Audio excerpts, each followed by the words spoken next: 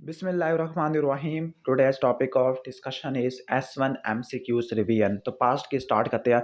सबसे पहला MCQ है जो ब्रेस्ट के जो लिम्फेटिक ड्रेनेज होती है 75% से ज़्यादा एक्सिलरी लिम्फ नोड पे जाती है। एक्सिला से जाती है, फिर वो सुप्राक्लेविकुलर, इंफ्राक्लेविकुलर लिम्फ नोड और फिर वहाँ पे सबक्लेवियन लिम्फेटिक ट्रंक के पास जाती है। एक पेशेंट को डिस्फेजिया है और कार्डियक के लेवल पे ग्रोथ है, तो उसका इंसाइजर तीस से कितना फासला होगा। तो आपने याद रखना है कि इसोफेगस के अंदर ना 4 कंस्ट्रक्शंस होती है। एक क्रिकोफरेंजिस के लेवल पे होती है, एक आर्च ऑफ एओर्टा के लेवल पे होती है, एक लेफ्ट मेन ब्रोंकस के लेवल पे होती है और चौथा होती है डायफ्रामेटिक ओपनिंग पर। जो कार्डिया है सबसे डिस्टल मोस्ट है, तो इसका डिस्टेंस होता है 40 सेंटीमीटर। जो पहले वाली थी 15, 25, 40, इसको आपने रट्टा मार लेना, ठीक हो गया। इसके बाद अब बाकी एमसीक्यू यहाँ पे मिसिंग है, तो मैं अपनी बुक से पढ़ के बता देता हूँ। ओके, एक पेशेंट को क्या हो रहा है, ब्लीडिंग हो रही है, हेमाटोमेसिस है, अपर जीआई ब्लीड है और ड्यूटिनल अल्सर से ब्लीडिंग हो रही है। तो अगर ड्यूटिनल अल्सर है, पोस्टीरियर वाल से ब्लीड हो रहा है, तो वो ब्लीड होती है गैस्ट्रोड्यूडिनल आर्टरी से, यानी जो ड्यूटिनल अल्सर होते हैं गैस्ट्रोड्यूडिनल आर्टरी से ब्लीड होते हैं, जबकि लेफ्ट गैस्ट्रिक आर्टरी ब्लीड होती है गैस्ट्रिक अल्सर के अंदर। क्लियर। इसके बाद है कि नेक्स्ट वंस अगेन कि ब्रेस्ट की जो लिम्फेटिक ड्रेनेज होती है वो कौन से लिम्फ नोड से आती है, एक्सिलरी लिम्फ नोड के पास जाती होती है। नेक्स्ट है कि एक पेशेंट जिसकी थायरॉइडेक्टमी हुई है, तो कौन सी नर्व डैमेज हो सकती है, रिकरल लैरिंजियल नर्व और एक्सटर्नल ब्रांच ऑफ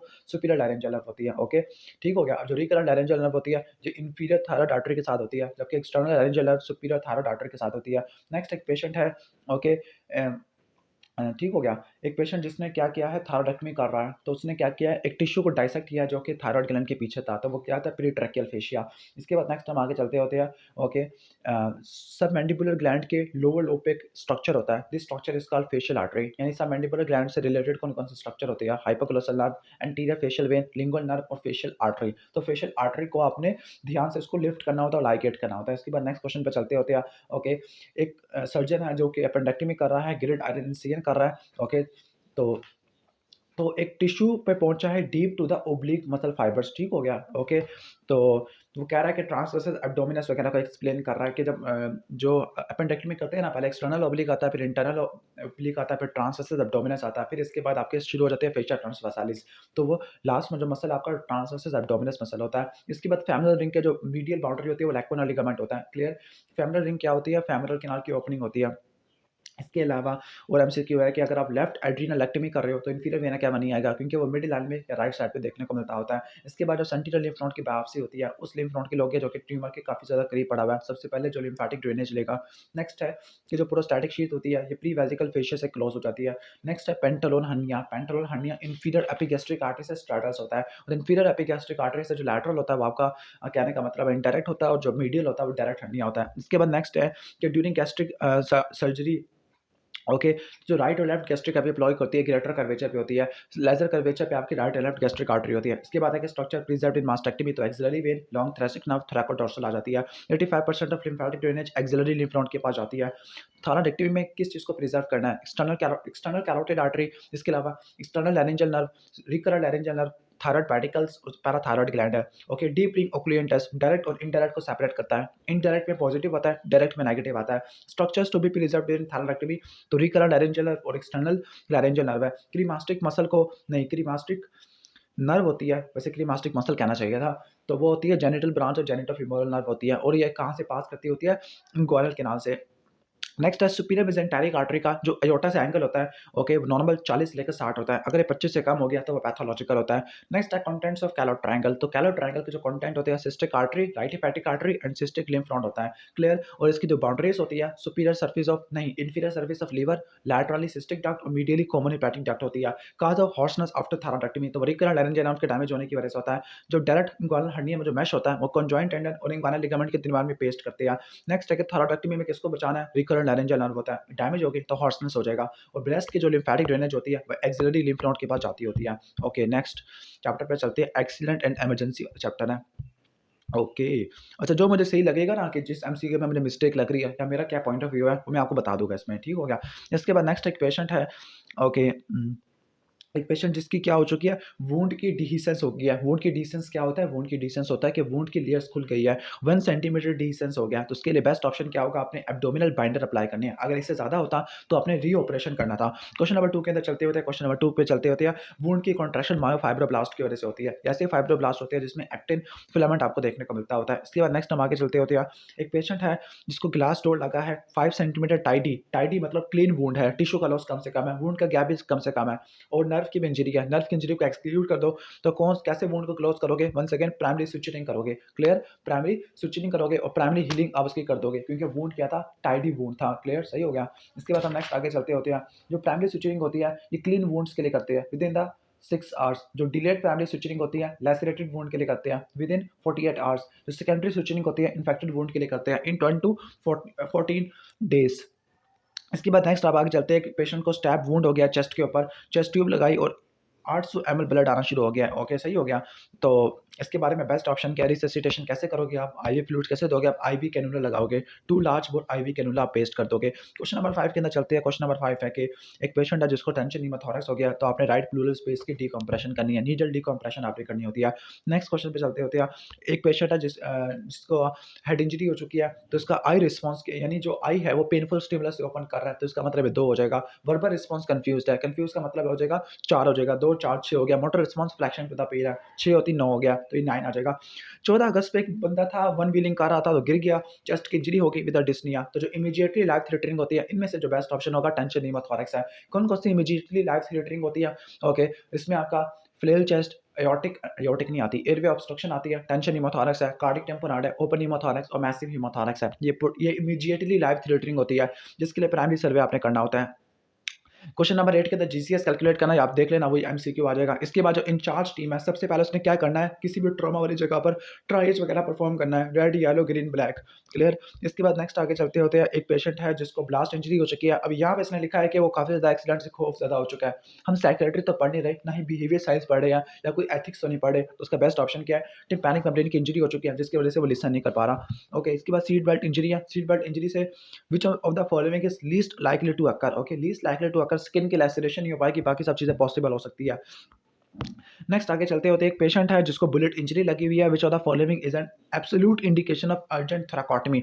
तो अर्जेंट थोरैकोटमी कब करोगे? जब थोरैसिक अयोटा डैमेज हो गया। कैसे पता लगेगा थोरैसिक अयोटा डैमेज हो गया? वाइडनिंग ऑफ मीडियस स्टीनम होता है। ओके, इसके बाद नेक्स्ट हम आगे चलते होते हैं। एक पेशेंट है जिसको जोन 3 में पेनिट्रेटिंग ट्रॉमा हो गया। ओके, जोन 3 में पेनिट्रेटिंग ट्रॉमा है, तो इसका बेस्ट ऑप्शन क्या होगा? अब मैंने देखा है जोन 3 में वैसे क्या करते होते हैं, जोन 3 में एंजियोग्राफी वगैरह करते होते हैं, लेकिन यहाँ पे लिखा हुआ है कि सर्जिकल एक्सप्लोरेशन है, लेकिन मैंने बुक में देखा है कि वो एंजियोग्राफी कह रही है, इसको देख लेना। ओके, 50 ईयर ओल्ड फिट और हेल्दी पर्सन है, उसने लेप्रोटमी कराई है, तो जो नॉर्मल टेंसाइल स्ट्रेंथ होता है वुंड होते हैं, तो स्विचर टिश्यू होते हैं, उनकी जो टेंसाइल स्ट्रेंथ होती है वो 2 बल्कि 4 वीक्स में आ जाती होती है, लेकिन जो नॉर्मल टिश्यू होते हैं उनकी आ जाती होती है 2 सालों तक। इसके बाद नेक्स्ट आगे चलते होते हैं। एक पेशेंट है जिसको ब्लड ट्रॉमा हुआ है और हीमोपेरिटोनियम हो गया। Blood trauma haemoperitoneum that mean spleen injury हो चुकी है। ब्लड ट्रॉमा लोअर चेस्ट में है, तो कौन सी चेस्ट इंजरी मिस हो सकती है? वो डायफ्रामेटिक इंजरी होती है। ट्राइएज क्या होता है? ट्राइएज में अपने पेशेंट की सॉर्टिंग करनी है, उनको क्या चाहिए, हमारे पास क्या चीज़ है। ओके, रेड येलो ग्रीन और ब्लैक आ जाती है। Immediate management of tension pneumothorax, तो थोरैकोसेंटेसिस करना है सेकंड इंटरकॉस्टल स्पेस के अंदर, ठीक हो गया। अगर किसी पेशेंट को डिफिकल्ट एयरवे है यानी एंडोट्रैकियल ट्यूब इंसर्ट नहीं हो पा रही, तो आपने फ्लेक्सिबल फाइबर ऑप्टिक ब्रोंकोस्कोपी करनी है, और ब्रोंकोस्कोपी से पहले क्या करते होते हैं? लिग्नोकेन का स्प्रे डालते होते हैं। Management of tension pneumothorax, immediately needle decompression करोगे second intercostal space mid clavicular line के अंदर, और फिर क्या करोगे आप? थोरैकोटमी कर दोगे। थोरैकोटमी नहीं, थोरैकोस्टमी लिखना चाहिए था। चेस्ट ट्यूब इंट्यूबेशन 5th के अंदर ट्रायंगल ऑफ सेफ्टी के अंदर करते हैं। Investigation in case of perforation, अगर कोई डुओडेनल अल्सर परफोरेट हो गया या इंटेस्टिनल परफोरेशन है, तो आपने चेस्ट एक्सरे चेस्ट कराना होता है, एक्सरे चेस्ट कराना होता है। ओके, इरेक्ट व्यू, जिसमें आपको क्या मिलेगा? Pneumoperitoneum. What should be done prior to the laparotomy in emergency? तो लेप्रोटमी करने से पहले आपने आईवी फ्लूइड्स रिससिटेशन देना होता है। इलेक्ट्रिक शॉक या इलेक्ट्रोक्यूशन इंजरी से 3 ऑर्गन्स अफेक्टेड होते हैं। स्केलेटल मसल होता है, दूसरा आपका हार्ट होता है, और तीसरा आपका कौन सा होता है? जो किडनी होती है, क्लियर? तो जब मसल डैमेज होता है ना, कंपार्टमेंट सिंड्रोम होगा, वहाँ से मायोग्लोबिन यूरिया होता है, उसकी वजह से एक्यूट रीनल फेलियर देखने को मिलता होता है। नेक्स्ट हम आगे चलते होते हैं। एक पेशेंट है जिसको हार्ट फेलियर है ड्यूरिंग लेप्रोटमी, तो आपने क्या करना है? सर्जरी को फौरन डिले कर देना होता है, पहले हार्ट फेलियर को ठीक करना है। Okay, management in case of blast injury, तो ब्लास्ट इंजरी की वजह से रट्टा मालिना टिम्पैनिक मेम्ब्रेन का रप्चर होता है, उसमें आपने ट्राइएज को फॉलो करना होता है, क्लियर? ब्लास्ट इंजरी है ना मैसिव, यानी काफ़ी ज़्यादा जगहों पे आपको देखने को मिलेगा, काफ़ी सारे लोगों की डेथ वगैरह या फिर देखने को मिलेगी, तो ये आ जाएगा आपका।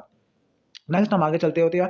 Okay, post operative case of haemorrhoid है, सिरोटिक पेशेंट में ब्लीडिंग हो रही है, तो सिरोटिक पेशेंट में ब्लीडिंग यानी अपर जी ब्लीड हो रहा है, तो क्यों होता है? ओके, लाइक इसोफिजियल वायरसेस की वजह से देखने को मिलता है, वरना otherwise most common cause of upper G bleed क्या होती है? क्लियर? वो आपकी पेप्टिक अल्सर डिजीज होती है। ठीक हो गया, ऑलमोस्ट ये हो जाएगा आपका। इसके बाद नेक्स्ट आगे चलते हैं, winging of scapula long thoracic nerve damage हो चुकी है, क्लियर।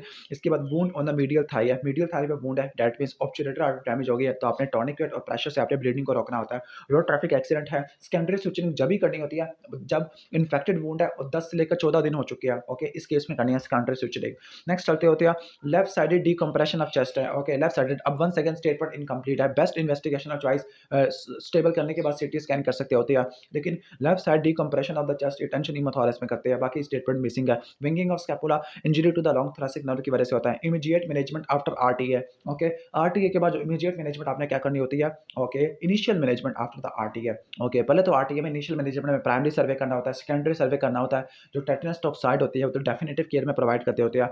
तो ओके, किसी का गला कट गया स्ट्रिंग से, पल्स 120 या बीपी नॉर्मल है, बीपी नॉर्मल है तो ये क्लास 1 या क्लास 2 हेमरेजिक शॉक हो सकता है। 3 एंड 4 में बीपी कम हो जाता है, और 1 का क्या मतलब है, लेस देन 15, 2 का मतलब है 15 से लेकर 30, 3 का मतलब है 30 से लेकर 40, 4 का मतलब है 40 से ज़्यादा ब्लड लॉस हो चुका है। प्रेग्नेंट फीमेल है, सेकंड ट्राइमेस्टर है और उसको रोड ट्रैफिक एक्सीडेंट है, एब्डोमिनल डिस्टेंशन है, तो आपने ऑब्स्टेट्रिशियन को कंसल्ट करना होता है और अल्ट्रासाउंड कराना होता है, ओके। इसके बाद नेक्स्ट है कि एक पेशेंट जिसको आरटी था, इनिशियली लो बीपी था, उसको बीपी को सस्टेन कर लिया है, ओके, तो आपने क्या करना है, ब्लड ट्रॉमा वाले पेशेंट में आपने क्या करना होता है, फास्ट स्कैन कराना होता है।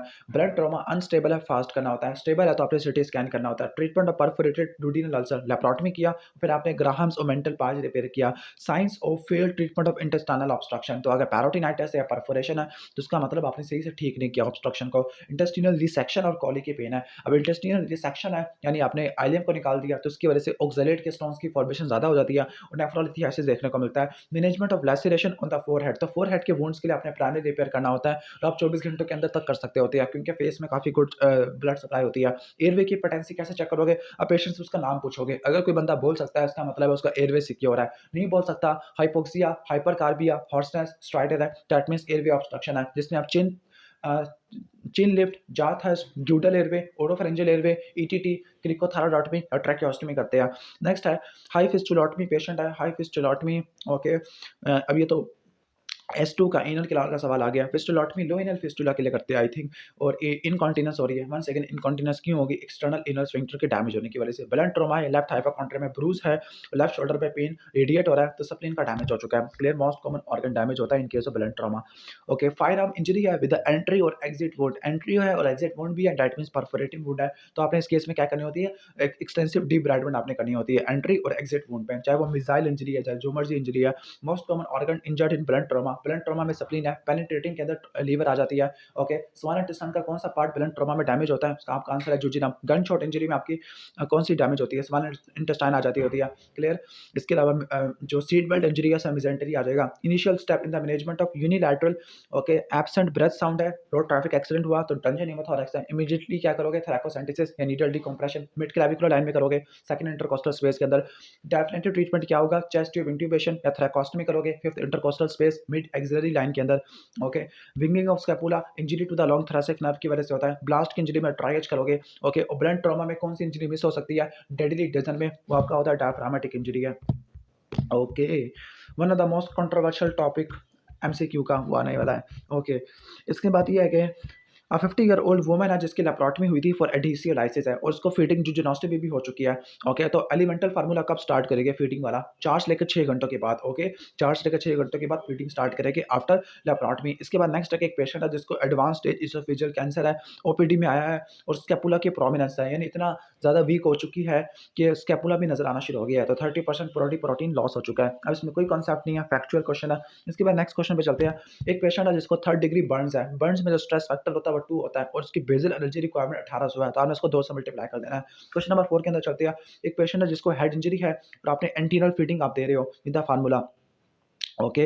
और उसको डायरिया हो गया, तो डायरिया के कैसे मैनेजमेंट करते हैं, आपने ना उसकी स्ट्रेंथ को हाफ कर देना है और फीडिंग के रेट को कम कर देना होता है।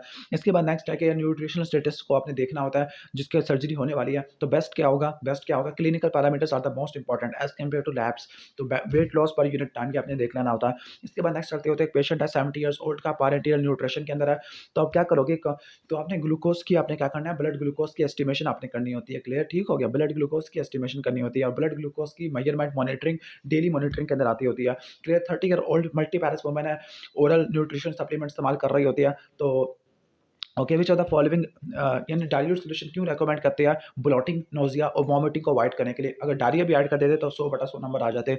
Best way to measure malnutrition तो कौन सा होगा? यहाँ पे टीएलसी भी सही नहीं है। मिड अपर आर्म सर्कमफ्रेंस बन सकता है, मिड अपर आर्म सर्कमफ्रेंस ही बनता है क्लिनिकल पैरामीटर में, और कोई भी सही नहीं बनता। इसके बाद नेक्स्ट हम आगे चलते होते हैं। दोबारा बता दूं, क्लिनिकल पैरामीटर ज़्यादा more important as compare to labs. इसके बाद नेक्स्ट हम आगे चलते होते हैं।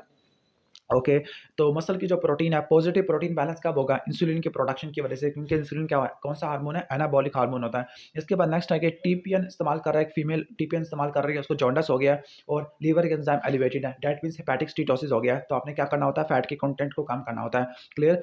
ठीक हो गया। इसके बाद नेक्स्ट क्वेश्चन पे चलते होते हैं। न्यूट्रिशनल रिक्वायरमेंट के बारे में क्या बात गलत है? तो जो हेड इंजरी होगी, इसमें रिक्वायरमेंट्स कम नहीं होती बल्कि बढ़ जाती होती है तमाम इंजरी वाले पेशेंट में। इसके बाद है कि अगर किसी को इसोफेगस की ऑब्स्ट्रक्शन है, उसको हाइपर एलिमेंटेशन रोटी चाहिए, तो रोटी के लिए क्या करोगे आप? फीडिंग जुजुनोस्टोमी क्रिएट कर दोगे। ओके, इसके बाद नेक्स्ट हम आगे चलते हैं, क्वेश्चन नंबर 13 के अंदर चलते हैं। ओके, न्यूट्रिशनल स्टेटस के बारे में क्या बात ठीक है? तो अब यहाँ पे सारे के सारे अच्छा देखो, इस कन्फर्म बाय बीएमआई ऑफ 25, यहाँ पे एक ही क्लिनिकल पैरामीटर है लेकिन बीएमआई 25 का, तो ये तो हो नहीं सकता। तो बेस्ट आंसर क्या होगा? सीरम ट्रांसफेरिन लेवल्स आ जाएगी, प्लाज्मा प्रोटीन आपकी आ जाएगी। इसके बाद साइड इफेक्ट ऑफ टीपीएन, तो वो क्या होता है? टीपीएन की वजह से रीफीडिंग सिंड्रोम होता है, जिसकी वजह से हाइपरफॉस्फेटेमिया, हाइपोकैलेमिया, हाइपोकैल्सीमिया, हाइपोमैग्नीसीमिया देखने को मिलता है। कॉम्प्लिकेशन ऑफ जुजिनोस्टोमी ट्यूब है। ओके, नेज़ोजुजिनोस्टोमी ट्यूब या जुजिनोस्टोमी ट्यूब की वजह से हाइपोग्लाइसीमिया देखने को मिल सकता है। कॉम्प्लिकेशन ऑफ टीपीएन, तो टीपीएन कॉम्प्लिकेशन ही कंपोजिशन है। तो जो 2 इन 1 होता है, इसमें कार्ब्स और फैट आपको देखने को मिलते हैं। 3 इन 1 में कार्ब्स, प्रोटीन, फैट तीनों होते हैं। एवरीडे मेजरमेंट इन टीपीएन, तो जो रोजाना देखते होते हैं वो ब्लड ग्लूकोज है, सीबीसी है, बॉडी वेट है, इलेक्ट्रोलाइट कंटेंट है, फ्लूइड बैलेंस है। जो वीकली देखते होते हैं वो कौन-कौन सी होती है? वीकली में शायद आपका आ जाता होता है कैल्शियम, मैग्नीशियम आ जाता है, यूरिन एंड प्लाज्मा ऑस्मोलैरिटी है, एलएफटी आ जाती है, टैग आ जाते हैं, थायमीन आ जाता है। ओके, ये आपके ऑलमोस्ट आ जाते हैं। और जो फोर्टनाइटली है, इसमें आपका बी12, फोलेट और आयरन आ जाता है। 4 टू 6 वीक की न्यूट्रिशन देनी है, तो आपने पीईजी ट्यूब इस्तेमाल करनी है। Percutaneous endoscopic gastrostomy, composition of TPN, तो टीपीएन 3 इन 1 होता है या 2 इन 1 हो सकता है। फैट, ग्लूकोज, प्रोटीन देखने को मिलता होता है। अब जो ग्लूकोज होता है 50 टू 60 होता है, और आई थिंक प्रोटीन 20 से लेकर 25 का होता है। फैट्स भी ऐसे ही होता है 15 से लेकर 20 तक। Management in case of sepsis by parenteral nutrition है। ओके, तो जो पारेंटिनल न्यूट्रिशन, जो टीपीएन होता है, सेंट्रल वाले से क्या होती है? कैथेटर रिलेटेड सेप्सिस है, और जो पेरिफेरल से क्या होती है? थ्रोम्बोफ्लेबिटिस है। क्लियर? तो जो सेंट्रल, जो कैथीटर रिलेटेड सेप्सिस है, इसमें आपने कैथीटर की टिप की और ब्लड की, दोनों की कल्चर आपने करना होता है। Reasons for midnight feeding rest in case of anterior nutrition, text में लिखा है कि ये पीएच को नॉर्मल होने के लिए हम रेस्ट देते होते हैं, लेकिन यहाँ पे लिखा है कि एस्पायरेशन अमोनिया को अवॉइड करेंगे। I think the best option should B, पहले देख लेना कि अगर पीएच अगर वापस आ रही है तो उसको सिलेक्ट कर देना। Otherwise aspiration pneumonia. Deficiency of which vitamin occur in hemicolectomy, vitamin K, क्योंकि विटामिन के माइक्रो ऑर्गेनिज्म बनाते होते हैं। मैंने development of fatty acid deficiency in TPN 4 हफ्तों के बाद होती है। To avoid TPN related complication, okay, like peripheral वाली, तो अपने कैथीटर को रेगुलरली चेंज करना होता है। High output anterior cutaneous fistula में जो आउटपुट होती है 500 से ज़्यादा देखने को मिलती है। लो आउटपुट में जो आप में होती है वो आउटपुट 200 से कम होती है। हाई आउटपुट में टीपीएन करते हैं, लो आउटपुट में आप क्या करते होते हैं? एंटीरियर न्यूट्रिशन देते हैं। नेक्स्ट है कि पीईजी ट्यूब 4 से लेकर 6 वीक्स के लिए होती है। Complication of TPN with the hyper resonant percussion out on the right haemothorax, तो टेंशन हीमोथोरैक्स होता है। Nutrition in case of duodenal fistula. One second, anterior cutaneous fistula अगर हाई आउटपुट का होगा, जो कि डुओडेनल वाला होता है, तो आपने टीपीएन करनी होती है। ओके, माल न्यूट्रिशन को देखने के लिए जो बेस्ट होता है वो आपका wait loss per unit time है। 60% से ज़्यादा वेट लॉस हो गया। एक स्कोर भी आपने यूज़ करना होता है, मस्ट स्कोर। मस्ट स्कोर में क्या होता है? Weight loss in 3 to 6 month आ जाता है। क्लियर? एक्यूट डिजीज इफेक्ट आ जाता है और बीएमआई आ जाता है। न्यूट्रिशन फॉर 4 टू 6 वीक, तो वो पीईजी आ जाता है। Composition of TPN, carbs, protein और लिपिड्स आ जाती है। कैथीटर रिलेटेड इन्फेक्शन को अवॉइड करने के लिए आपने कैथीटर को रेगुलरली चेंज करना होता है 12 घंटों के ड्यूरेशन के ऊपर। और आपने कैथीटर रिलेटेड सेप्सिस को रूल आउट करने के लिए कैथीटर की टिप और ब्लड की, दोनों की अपने कल्चर लेनी होती है। Best way to assess nutritional status in acute malnutrition, तो सीरम एल्ब्यूमिन लेवल होते हैं। इसके अलावा total lymphocyte count, transferrin, weight loss, ideal body weight करा लेते होते हैं। Management in case of deranged LFT following TPN, मतलब क्या हो गया? उसको हेपेटिक स्टीटोसिस हो गया, तो आपने फैट के कंटेंट को कम करना है। अगर फिर भी ठीक नहीं हो रहा तो 2 इन 1 यूज़ कर लो, फिर भी ठीक नहीं हो रहा तो जान छुड़ाओ टीपीएन से।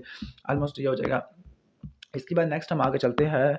Okay, 2 days after cholecystectomy, cholecystectomy के 2 दिनों के बाद क्या हुआ कि सीरम सोडियम लेवल क्या हो गया? 120 हो गया है। ओके, ठीक है। किसी भी सर्जरी के बाद ज़्यादा अगर आईवी फ्लूइड्स दे दोगे तो क्या हो सकता है? इसके बाद सोडियम लेवल कम हो जाता है। मुझे पता है कि ये सवाल M2 में भी आया था और ऑप्शन यही थे, ए और बी वाले ऑप्शन दोनों थे। तो मेजॉरिटी लोग हाइपरटोनिक सलाइन भी लगा के आगे थे, लेकिन जो बेस्ट ऑप्शन बनता है वो रिस्ट्रिक्शन ऑफ फ्री वाटर बन जाता होता है, क्योंकि हाइपोनेट्रीमिया हुआ क्यों है? हाइपोनेट्रीमिया इसलिए हुआ है कि फ्लूइड ओवरलोड दे दिया है। ठीक हो गया? ओके, तो अपने फ्री वाटर की रिस्ट्रिक्शन आपने करनी होती है। नेक्स्ट क्वेश्चन पे चलते होते हैं। पोटेशियम लेवल काफ़ी ज़्यादा हुआ है, तो पोटेशियम को काउंटर करने के लिए IV कैल्शियम ग्लूकोनेट दे दोगे। क्वेश्चन नंबर 3 के अंदर चलते हैं। फीवर, एब्डोमिनल पेन, नोज़िया और एनोरेक्सिया वगैरह हुआ है, ओके। और लाइक उसका ब्लड प्रेशर 85/60 यानी ब्लड प्रेशर कम है, पल्स इसका 140 होता है। हिज रिस्पॉन्स, बल्कि हर response to the physiological scale include all of the following except, okay. ठीक हो गया। लाइक अगर आप ये देखो, उसको फीवर, एब्डोमिनल पेन हो रहा है, यूरिन आउटपुट पास नहीं किया और शॉक में गई हुई है, तो एक्यूट किडनी इंजरी है, तो आपने क्या देखना होता है? हाइपरकलीमिया को देखना होता है। नेक्स्ट क्वेश्चन पे चले जाते होती है, ओके। इसके बाद नेक्स्ट एक पेशेंट है जिसकी हेपेटेक्टमी हो चुकी है और लिवर ने क्लॉटिंग फैक्टर को बनाना होता है। ठीक हो गया। तो हेपेटेक्टमी के बाद क्या होता है? ब्लीडिंग हो रही है। तो ब्लीडिंग क्यों होगी? कौन से क्लॉटिंग फैक्टर की डेफिशिएंसी की वजह से? वजह तो सारी होती है, लेकिन 5वां और 8वां इनकी हाफ लाइफ सबसे कम होती है, तो इनकी वजह से आपको ब्लीडिंग देखने को मिल सकती होती है, ओके। इसके बाद नेक्स्ट एक पेशेंट है जिसकी कोलिसिस्टेक्टमी हुई है, वो एस्पिरिन यूज़ कर रहा है फॉर द ऑस्टियोआर्थराइटिस है। तो जो एस्पिरिन की मॉनिटरिंग के लिए आप क्या करते होते हैं, ओके। बल्कि कोलिसिस्टेक्टमी होनी है, उसके लिए एस्पिरिन और ऑस्टियोआर्थराइटिस के लिए एस्पिरिन ले रहा है। इन शॉर्ट जो एस्पिरिन होती है एंटीप्लेटलेट ड्रग है, तो आपने ब्लीडिंग टाइम को देखना होता है। नेक्स्ट क्वेश्चन पे चलते होते हैं, ओके। एक पेशेंट जिसको मल्टीपल ब्लड ट्रांसफ्यूजन दिया गया है, मल्टीपल ब्लड ट्रांसफ्यूजन की वजह से या मैसिव ब्लड ट्रांसफ्यूजन की वजह से क्या देखने को मिलता होता है? आपको हाइपोकैल्सीमिया, हाइपोनेट्रीमिया, हाइपरकलीमिया या हाइपोकलीमिया, हाइपोथर्मिया, कोआगुलोपैथी है। इस पेशेंट में पेरिओरल नंबरेंस है, पॉजिटिव चॉपस्टिक साइन है, दैट मींस हाइपोकैल्सीमिया, तो आपने क्या देना? IV कैल्शियम ग्लूकोनेट आपने देना होता है। नेक्स्ट क्वेश्चन पे चलते हैं। एक पेशेंट जिसको अल्सरेटिव कोलाइटिस है, ओके, मसल का हाइपोटोनिया है, प्रोलॉन्ग क्यूटिन ट्रबल है, एसटी सेगमेंट की डिप्रेशन और TVF की फ्लैटनिंग है, दैट मींस हाइपोकलीमिया हो चुका है, तो आपने सेलाइन विद KCl आपने देना होता है। क्लियर? इसके बाद नेक्स्ट हम आगे चलते होते हैं, ओके। क्वेश्चन नंबर 8 के अंदर चलते होते हैं। क्वेश्चन नंबर 8 में है कि 3 day history of fever, abdominal pain, nausea है। ये तो हो चुका है क्वेश्चन, जिसमें आपने हाइपरकलीमिया को मॉनिटर करना होता है। इसके बाद नेक्स्ट क्वेश्चन है कि रोड ट्रैफिक एक्सीडेंट हो गया है, पल्स बढ़ गई है, ओके, ब्लड प्रेशर कम हो गया है और स्वेटिंग होना शुरू हो गया है, तो हाइपोवोलेमिक शॉक में देखने को मिलता होता है। इसके बाद नेक्स्ट क्वेश्चन पे चलते हैं, okay. Carpopedal spasm, chopstick sign है, ये भी ऑलमोस्ट हो चुका है, तो ये हाइपोकैल्सीमिया में देखने को मिलता है। वॉमिटिंग ऑफ क्लियर फ्लूइड है, okay. Pain and swelling in the epigastrium region है, और pain in swelling in the epigastrium region, that means gastric outlet obstruction हो गया, तो क्या देखने को मिलेगा? एसिड बेस के अंदर hypokalaemic, hypokalaemic metabolic alkalosis with paradoxical aciduria. Question number 12 के अंदर आ जाते हैं, ओके। एक ड्रग एडिक्ट है, ओके, और उसका बहुत ज़्यादा ब्लीडिंग हो रही है राइट ग्रोइन से, और सेमी अनकॉन्शियस है, पल्स इसका क्या हुआ? ज़्यादा हुआ है, कोल्ड क्लाइमी एक्सट्रीमिटीज़ है, दैट मींस उसको हाइपोवोलेमिक शॉक है। हाइपोवोलेमिक शॉक में बेस्ट फ्लूइड कौन सा होता है? नॉर्मल सलाइन होता है। रिंगर लैक्टेट आपने कब लगाना होता है? अगर इंटेस्टाइनल ऑब्स्ट्रक्शन होती है या फिर आपने या कोई बर्न्स वाला पेशेंट है, उसमें रिंगर लैक्टेट आपने देना होता है। इसके बाद नेक्स्ट क्वेश्चन है कि वॉमिटिंग, एब्डोमिनल डिस्टेंशन, पेन है, दैट मींस इंटेस्टाइनल ऑब्स्ट्रक्शन हुई पड़ी है, तो आपने IV लाइन लगाने और IV फ्लूइड रिससिटेशन देनी होती है। इसके बाद है कि 25 ईयर ओल्ड टेलर है जिसको पैरोटिनाइटिस हो चुका है, ओके। तो पैरोटिनाइटिस के केस में आपने रिंगर लैक्टेट वगैरह इंटेस्टाइनल ऑब्स्ट्रक्शन में, पैरोटिनाइटिस में और बर्न्स में आपने रिंगर लैक्टेट को प्रेफर करना होता है। क्लियर? इसके बाद नेक्स्ट आगे चलते होते एक पेशेंट है जिसको शॉक रिससिटेट किया गया है फॉलोइंग अ सेप्टिक अबॉर्शन है, तो कौन सी स्टेटमेंट बेस्ट एविडेंस होती है सेप्टिक शॉक को हाइपोवोलेमिक शॉक से डिफरेंशिएट करती है? लैक्टिक एसिड के अलावा तो दोनों में आपको एलिवेटेड देखने को मिलेगा, या आई डोंट थिंक सो कि ये इतना ज़्यादा कोई काम की चीज़ है, ओके। जो चीज़ डिफरेंशिएट करती है ना, मुझे मिक्स्ड वीनस ऑक्सीडेंट सैचुरेशन की डेफिनेशन भूल गई है, ओके। लेकिन मिक्स्ड वीनस सैचुरेशन ये क्या होती है? सेप्टिक शॉक में आपको ज़्यादा देखने को मिलती है, ओके, और हाइपोवोलेमिक शॉक में कम देखने को मिलती होती है। I think best option should be E या सेंट्रल वीनस प्रेशर में से कोई एक आना चाहिए। इसके बाद नेक्स्ट हम आगे चलते होते हैं। इसके बाद नेक्स्ट है कि एक पेशेंट है, ओके, जिसको हम शॉक वाला पेशेंट आज, ओके, और इसको इनिशियली फ्लूइड और इलेक्ट्रोलाइट की रिससिटेशन कर रहे होते हैं, तो जो रिलायबल इंडिकेटर होता है शॉक की मॉनिटरिंग में वो यूरिन आउटपुट हो जाता है। इसके बाद हाइपोनेट्रीमिया होता है। हाइपोनेट्रीमिया के बारे में क्या बात ठीक होती है? Hyponatraemia can occur during the first 48 hours after the surgical procedure, okay. क्यों? क्योंकि फ्लूइड ओवरलोड की वजह से हो सकता है, लेकिन यहाँ पे इसने क्या लिखा हुआ है? Following prolong gastric aspiration combined with unlimited, yes, ये भी हो सकता है, ओके। अब इसमें ना फर्स्ट 48 आवर्स भी हो सकता है, लेकिन उसमें ज़्यादा IV फ्लूइड्स दे दिए, या ये भी हो सकता है गैस्ट्रिक एस्पिरेशन किया है और वाटर के इंजेक्शन आपने काफ़ी ज़्यादा कर लिया, तो ये भी हो सकता है। इसके बाद क्वेश्चन नंबर 18 के अंदर चलते हैं, ओके। क्वेश्चन नंबर 18 के अंदर आके मल्टीपल ट्रांसफ्यूजन दी गई है फॉर एक्सटेंसिव इंजरी है, ओके, सही हो गया। ब्लीडिंग होना शुरू हो गई है एब्डोमिनल वुंड से और ड्रेनेज से, तो इसका मतलब क्या हो चुका है? इसका मतलब DIC हो चुका है, तो एक्यूट प्लेटलेट डेफिशिएंसी है, तो आपने क्या करना होता है? acute platelet deficiency है, bleeding from the abdominal wound है, drainage है, ओके। तो I think best option should be a coagulopathy due to coagulation factor deficiency है, लेकिन मल्टीपल ट्रांसफ्यूजन की वजह से कोआगुलोपैथी भी देखने को मिलती है, लेकिन ओके, मेरे ख्याल से बेस्ट ऑप्शन बीटा बनता है, ओके। पोटेशियम डेफिशिएंसी से रिलेटेड होता है, पोटेशियम की डेफिशिएंसी की वजह से मसल का स्पैज़म और क्रैम्प आपको देखने को मिलता है। हाइपोकैलेमिक अल्कलोसिस के बारे में क्या बात ठीक है, क्या बात ठीक नहीं है, okay. Can only be reverse rapidly with 60 millimole KCl, no, इससे रिवर्स नहीं हो सकती, ओके। बाकी सारी ऑप्शन सही है, लाइक पायलोरिक स्टेनोसिस में देखने को मिलती है, सेलुलर एसिडोसिस भी आपको एसोसिएटेड आपको देखने को मिल सकती है। ओके, इसके बाद नेक्स्ट चलते हैं इमरजेंसी में अगर किसी पेशेंट को माइल्ड हेमरेजिक शॉक है तो लास्ट में सबसे पहले क्या आता होता है। ओके, तो I think the best option should B last में जो आता होता है ना। ओके, अगर किसी को माइल्ड हेमरेजिक शॉक है, लास्ट टू हेमरेजिक शॉक में, वो भी माइल्ड हेमरेजिक शॉक में, इसमें आपको माइल्ड, मॉडरेट, सीवियर में सबसे लास्ट में मेरे ख्याल से बीपी आता है। लैक्टिक एसिड तो सबसे पहले आ जाता होता है, लास्ट में सबसे आखिर में बीपी आता होता है। क्लियर। इसके बाद नेक्स्ट हम आगे चलते होते हैं, एक पेशेंट जिसको एक्सटेंसिव रेस्पिरेशन स्काल्प होता है, ब्लीडिंग को कैसे रोकोगे, प्रेशर से या टॉर्निकेट लगा के। क्वेश्चन नंबर 23 पे चलते हैं, एक पेशेंट जिसको हेमरेजिक शॉक हो चुका है। ओके, तो जो लॉस्ट प्रोटीन्स होती है उनको कवर कौन करता है, लीवर कवर करता होता है। इसके बाद नेक्स्ट क्वेश्चन है, एक पेशेंट जिसको मेटाबॉलिक एल्कलॉसिस है ऑन द एबीजी एनालिसिस है। ओके, ठीक हो गया। अभी स्टेटमेंट इस following is incorrect regarding the condition, metabolic alkalosis के बारे में, इट प्रोड्यूसेस इंट्राएपिथेलियल डैमेज है। ओके, ये बात ठीक नहीं है, बाकी सारे ऑप्शन ठीक हो सकते हैं। लाइट फिशिंग सिंड्रोम की वजह से देखने को मिलता है। Average water balance in an temperate climate, तो वो कितना होता है, 400 ml फ्रॉम द ऑक्सीडेशन। ये फैक्चुअल क्वेश्चन है, इसको देख लेना। इसके बाद एक पेशेंट जिसको हाइपरक्लीमिया है, तो हाइपरक्लीमिया में, ओके, हाइपरक्लीमिया में रैपिड आईवी एडमिनिस्ट्रेशन और पोटेशियम एडमिनिस्ट्रेशन, तो पोटेशियम की वजह से क्या हो सकता है, मसल में क्रैम्प्स हो सकते हैं और एरिथमिया देखने को मिल सकता होता है। आफ्टर डोनेशन ऑफ ब्लड है, तो ब्लड को स्टोर करते हैं 2 से लेकर 6 डिग्री सेंटीग्रेड के ऊपर। Okay, after surgery blood transfer हो गई है, तो ब्लड ट्रांसफर की क्या कॉम्प्लिकेशन हो सकती है। ओके, उल्टिकेरिया वगैरह आपको देखने को मिलता होता है। क्लियर। इसके अलावा फिब्राइल रिएक्शन भी आपको देखने को मिलते हैं। इसके बाद नेक्स्ट क्वेश्चन पे चलते हैं, hypokalaemic, hypocalcaemic, hypochloric, metabolic alkalosis with paradoxical aciduria, hypertrophic pyloric stenosis में होता है, गैस्ट्रिक आउटलेट ऑब्स्ट्रक्शन में होता है, पेनक्रियाटाइटिस में कैल्शियम का लेवल कम हो जाता है और ग्लूकोज का लेवल काफी ज्यादा हो जाता है, reactionary haemorrhage within the 24 hours में देखने को मिलता है, अमाइलेज रप्चर्ड अब्डोमिनल विसरा में एलिवेटेड होता है। इसके अलावा एक्यूट पेनक्रियाटाइटिस में भी ज्यादा होता है, पैरालिटिक आइलेस हाइपोक्लेमिया की वजह से होता है। इसके बाद एक पेशेंट को डीआईसी है, ब्लीडिंग फ्रॉम द ओरिफिस हो रहा है, कोल्ड एक्सट्रीमिटीज है, तो आपने फ्रेश फ्रोजन प्लाज्मा देना होता है। क्लियर। फ्रेश फ्रोजन प्लाज्मा को 5 दिन तक बल्कि 2 साल तक इस्तेमाल कर सकते हैं और -40 से लेकर -50 पे स्टोर करते हैं। Fluid of choice in intestinal obstruction, तो वो फ्रिंगल एक्टेड होता है। इसके अलावा रिंगल एक्टेड बर्न्स में भी इस्तेमाल होता है। Fluid of choice in hypertrophic pyloric stenosis या गैस्ट्रिक आउटलेट ऑब्स्ट्रक्शन, तो नॉर्मल सलाइन है, लेकिन कुछ लोग कहते हैं डेक्सट्रोज सलाइन विद पोटेशियम है। काज ऑफ ओर्टिकेरिया, तो ब्लड ट्रांसफ्यूजन होता है। माइक्रोसाइटिक एनीमिया विद एचबी 8 ग्राम है, तो आयरन डेफिशिएंसी एनीमिया आ जाएगा। First line inotropic drug, okay, after fluid को सेप्टिक शॉक, तो जो आइनोट्रोपिक ड्रग होती है वो डोब्यूटामीन आती है। यूनिवर्सल डोनर इन फीमेल, तो वो ओ नेगेटिव होता है, मेल में ओ पॉजिटिव होता है। Management of vomiting with a gastric outlet obstruction, तो कि आपने में फ्लूइड और इलेक्ट्रोलाइट के बैलेंस को मेंटेन करना होता है। पेनक्रियाटाइटिस में आपको सेप्टिक शॉक या डिस्ट्रीब्यूटिव शॉक देखने को मिलता है। Haemorrhage after 12 hour of surgery या 24 घंटों के अंदर होता है, वो रिएक्शनरी हैमरेज देखने को मिलता है। Best indicator to assess shock, तो यूरिन आउटपुट होता है। मल्टीपल डिस्चार्जिंग साइनसिस एक्सिला में, तो हिड्रोडेनाइटिस सुपराटिवा होता है। Best test to diagnose AIDS, तो वेस्टर्न ब्लॉटिंग होती है। Okay, daily requirement of potassium, तो 50 मिलीमोल होती है, इसको रट्टा मार लेना। सोडियम की आई थिंक 50 to 90 थी, कैल्शियम की 4 थी और मैग्नीशियम की 1 थी मेरे ख्याल से। ओके, इसके बाद नेक्स्ट क्वेश्चन है कि एक पेशेंट है जो कि बाथरूम में गिर गया है, अनकॉन्शियस है, बीपी कम है। ओके, और ब्रेडिकार्डिया, तो वो न्यूरोजेनिक शॉक होता है। स्पाइनल शॉक के अंदर क्या होता है कि आपको upper lower motor neuron lesion आपको देखने को मिलती है। ओके, प्री पाइलोरिक जूसेस जो लॉस्ट होते हैं वो 3 लीटर तक होते हैं। रट्टा कैसे मारना है, सलाइवा में और स्टोमक में 1.5 तो 3 हो जाएगा। इसके अलावा आपका आई थिंक 800 होता है, 800 होता है बाइल का, 1200 होता है पेनक्रियास का, पता नहीं मैं मिक्स कर रहा हूँ या नहीं कर रहा हूँ, और ऑलमोस्ट ये हो जाएगा।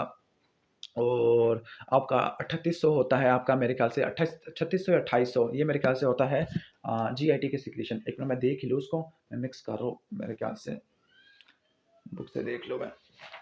ओके, इसके अलावा हम अच्छा इस फ्लूइड रिक्वायरमेंट वाला चैप्टर था ना, ये फ्लूइड वाले चैप्टर पढ़ रहे हैं ना, फ्लूइड इलेक्ट्रोलाइट्स वाला। ओके, हाँ सही है।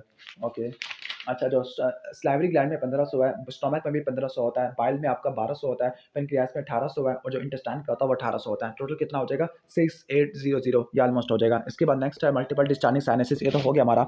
ओके, इसके बाद नेक्स्ट हम आगे चलते होते हैं, एक पेशेंट है डायबिटिक है जिसको अल्टर्ड सेंसोरियम है, लैब्स में हाइपरक्लीमिया, तो इंसुलिन और ग्लूकोज की इन्फिन आपने चलानी होती है। इसके बाद नेक्स्ट है management for patient with thrombocytopenia, जिसको इमरजेंसी अपेंडेक्टमी चाहिए। थ्रोम्बोसाइटोपिनिया में अपने प्लेटलेट कंसंट्रेट देने होते हैं, रूम टेम्परेचर पे स्टोर करते होते हैं। Okay, cause of thyroid cyst है जो कि पेनफुल हो गया, सिस्ट का पेनफुल होती है जिसमें हैमरेज, रप्चर या टॉर्शन देखने को मिले। इसके बाद नेक्स्ट लगे एक पेशेंट है जिसको 5 यूनिट ब्लड ट्रांसफ्यूजन दिया, उसको सब म्यूकोजल हैमरेजेस हो गया। मोस्ट प्रोबेबली क्या हो सकता है, डीआईसी वगैरह हो सकता है, तो आपने प्रोथ्रोम्बिन टाइम का कराना होता है। कोआगुलोपैथी भी हो सकती है। पीएच क्या हो गया, कम हो गया, CO2 ज़्यादा है, तो एक्यूट रेस्पिरेटरी एसिडोसिस होता है। पाइलोरिक स्टेनोसिस में आपने फ्लूइड देना है, मैं वही कह रहा था, डेक्सट्रोज सलाइन और पोटेशियम भी देती होती है। ओके, एक पेशेंट जो कि सर्जरी देख रहा था, अचानक ही कोलैप्स हो गया, तो सडन इमोशनल स्ट्रेस की वजह से क्या हो सकता है, वेसोवेगल सिनकोपी होती है। 24 आवर में जो हैमरेज होता है वो रिएक्शनरी होता है, प्राइमरी वाला at the time of surgery देखने को मिलता होता है। Best indicator to assess shock तो यूरिन आउटपुट होता है। पेरिओरल नंबर है, कार्पोपेडल सेपाजा है, चॉपस्टिक साइन पॉजिटिव है, आईवी कैल्शियम ग्लूकोनेट है। मैनेजमेंट ऑफ हाइपरकलीमिया तो आपने कैल्शियम ग्लूकोनेट देना होता है। Most common type of shock haemorrhagic या हाइपोवोलेमिक शॉक होता है। इसके बाद एनेस्थीसिया और पेन मैनेजमेंट वाला चैप्टर है। ओके, इसके बाद नेक्स्ट एक पेशेंट जिसको मैकेनिकल वेंटिलेशन हो चुकी है आफ्टर द सर्जरी है, एपीजी को भेजा गया है ब्लड एनालिसिस के लिए। अगर CO2 40 है, CO2 नॉर्मल है, तो इसका मतलब है वेंटिलेशन बिल्कुल ठीक ठाक हो रही है। ओके, इसके बाद नेक्स्ट हम आगे चलते होते हैं। एक 70 ईयर ओल्ड मैन है जिसको जो वॉमिट करना शुरू कर दिया है, वॉमिट की वजह से एस्पिरेशन हो गया और रिस्पिरेटरी डिस्ट्रेस हो गया है, तो आपने फॉरन एंडोट्रैकियल ट्यूब इंट्यूबेशन करनी है और सक्शनिंग आपने करनी होती है। एक पेशेंट जिसको जीए देना फॉर अपेंडेक्टमी, तो okay which of the following is the best induction agent है, तो वो आईवी प्रोपोफोल या सीवोफ्लोरिन इनहेलेशन में इस्तेमाल करते होते हैं। इसके बाद नेक्स्ट क्वेश्चन है कि एक पेशेंट है, इसकी एटीटी डालनी है। एटीटी डालने से पहले हम सक्सामेथोरियम या सक्सिनाइल कोलिन ऐड करते हैं, जो कि डीपोलराइजिंग न्यूरोमस्कुलर ब्लॉकेट होता है, मसल रिलैक्सेंट होता है। इसके बाद है local infiltration of 5% lignocaine was stop. Okay, क्यों स्टॉप कर दिया गया, क्या कॉन्ट्राइंडिकेशन है? अगर रेडनेस, स्वेलिंग या इचिंगनेस है, यानी अगर इसकी एलर्जी है, इस केस में कॉन्ट्राइंडिकेटेड होता है। क्लियर? इसके बाद नेक्स्ट हम आगे चलते होते हैं। ओके, एनसेट के बारे में क्या बात, ठीक है। एनसेट क्या करती है, जीआईटी के एब्सेट को पैप्टिक अल्सरेशन करा देती होती है। Morphine is used after surgical procedure. Okay, post operative analgesia के तौर पर इस्तेमाल होता है, एपिड्यूरल के अंदर इस्तेमाल होता है। इसके बाद नेक्स्ट एक पेशेंट है जिसकी ड्रेनेज हो रही है एब्सेस की, तो आईवी एनेस्थीसिया देना चाहा सर्जन ने, तो जो आईवी एजेंट है वो कौन सा इस्तेमाल करते होते हैं? ओके, ठीक हो गया। डायबिटिक या ड्रेनेज ऑफ एब्सेस है, ओके, टीवा दे रहे हैं, टीवा, तो टीवा में क्या इस्तेमाल करते हैं? टोटल में प्रोपोफोल इस्तेमाल करते हैं। इसके अलावा रेमिफेंटिनिल भी इस्तेमाल करते होते हैं। नेक्स्ट हम आगे चलते होते हैं। ओके, एक पेशेंट है जिसका स्पाइनल एनेस्थीसिया हो गया है सेकंड डे पे, उसको हेडेक या फीवर है, वो पूरी रात सो नहीं सका ऑक्सीपिटल हेडेक की वजह से। तो हेडेक क्यों हुआ था? Leakage of CSF due to leakage है। इसके बाद नेक्स्ट आगे चलते होते हैं। ओके, एक पेशेंट है जिसकी लेप्रोटमी होने वाली है, तो उसकी प्री मेडिकेशन में क्या होता है? ओके, प्री मेडिकेशन होती है वो अपने एनेस्थेटिक रूम में एडमिनिस्टर करनी है, antibiotic eight the time of induction या सर्जरी से 1 घंटा पहले ये आपने करनी होती है। क्वेश्चन नंबर 11 के अंदर आते हैं, एक पेशेंट जिसको टोटल लोकल एनेस्थेटिक चाहिए during and after a minor surgical procedure, तो बुप्रीवागेन के बारे में क्या बात, ठीक है, लॉन्ग एक्टिंग होती है, कार्डियोटॉक्सिक भी होती है। ओके, ऑपरेशन थिएटर में who are to be the patients who are to be operated under GA, तो ओके, तो जीए में आपने ईटीटी लगानी होती है और ईटीटी लगाने से पहले मसल की रिलैक्सेशन करते होते हैं। नेक्स्ट है सिलिक प्लेक्सिस ब्लॉक होता है, पेनक्रियाटिक, गैस्ट्रिक और हेपेटिक कैंसर में इस्तेमाल होता है, पेन को रिलीफ के लिए इस्तेमाल होता है। मैनेजमेंट ऑफ स्पाइनल हेडेक है, स्पाइनल हेडेक में आपने बेड रेस्ट कराना होता है, फ्लूइड्स देने होते हैं, कैफीन देना होता है, अगर फिर भी ठीक नहीं हुआ तो एपिड्यूरल ब्लड पैच देना होता है। और प्रोफाइलिसिस कैसे करोगे? लिम्फ की एलिवेशन से या ड्यूरल के पंक्चर को मिनिमाइज करोगे। Dose of lignocaine without epinephrine 3 है, विद एपिनेफ्रिन 7 आ जाती है। Triad of GA, loss of consciousness, amnesia, analgesia और मसल रिलैक्सेशन आ जाती है। Systemic side effect of topical local anaesthesia, तो कार्डिक एरिथमिया आ जाती है। मैक्सिमम डोज ऑफ लिडोकेन 7 होती है।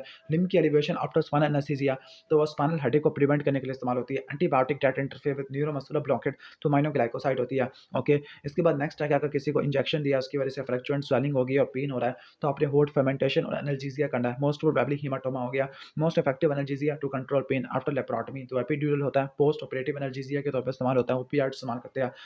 Anaesthesia to be used for surgery in patient with disc slip है, तो आपने जीए देना with endotracheal tube intubation, spinal नहीं देना।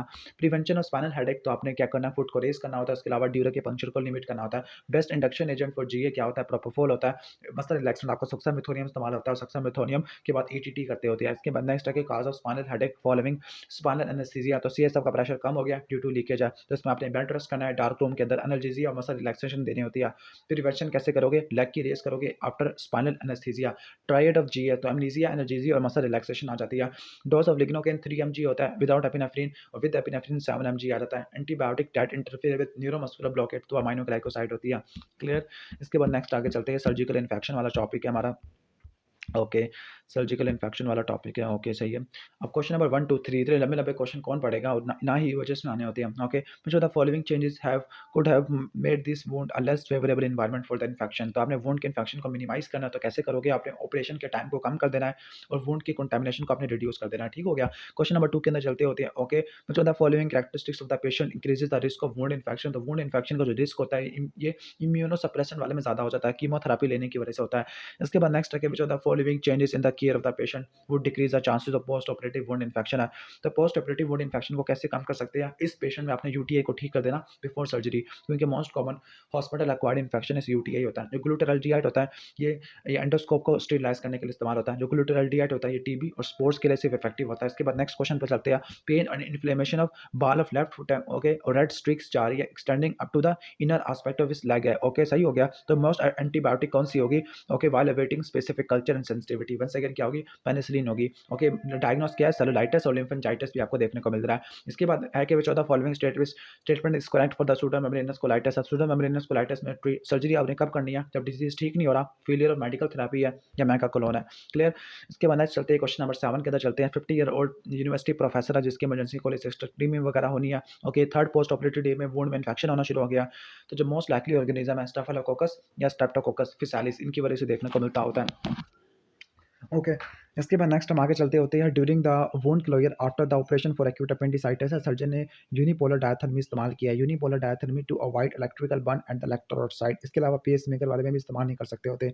नेक्स्ट है ड्रग एडिक्ट वाला पेशेंट है with the diabetic gangrene of his right leg है। सर्जन ने सीरोलॉजिकल टेस्ट किया फॉर HIV बिकॉज जो IV ड्रग यूजर में HIV, हेपेटाइटिस बी और हेपेटाइटिस C काफ़ी ज़्यादा कॉमन होता है। इसके बाद नेक्स्ट है कि एक स्वेलिंग है फ्लोर ऑफ माउथ में है। ओके, वो स्वेलिंग काफ़ी ज़्यादा स्मूथ है, बल्ज है, ब्लू है, तो ये रेनुला आपको देखने को मिलता होता है। क्वेश्चन नंबर 11 के अंदर चलते हैं।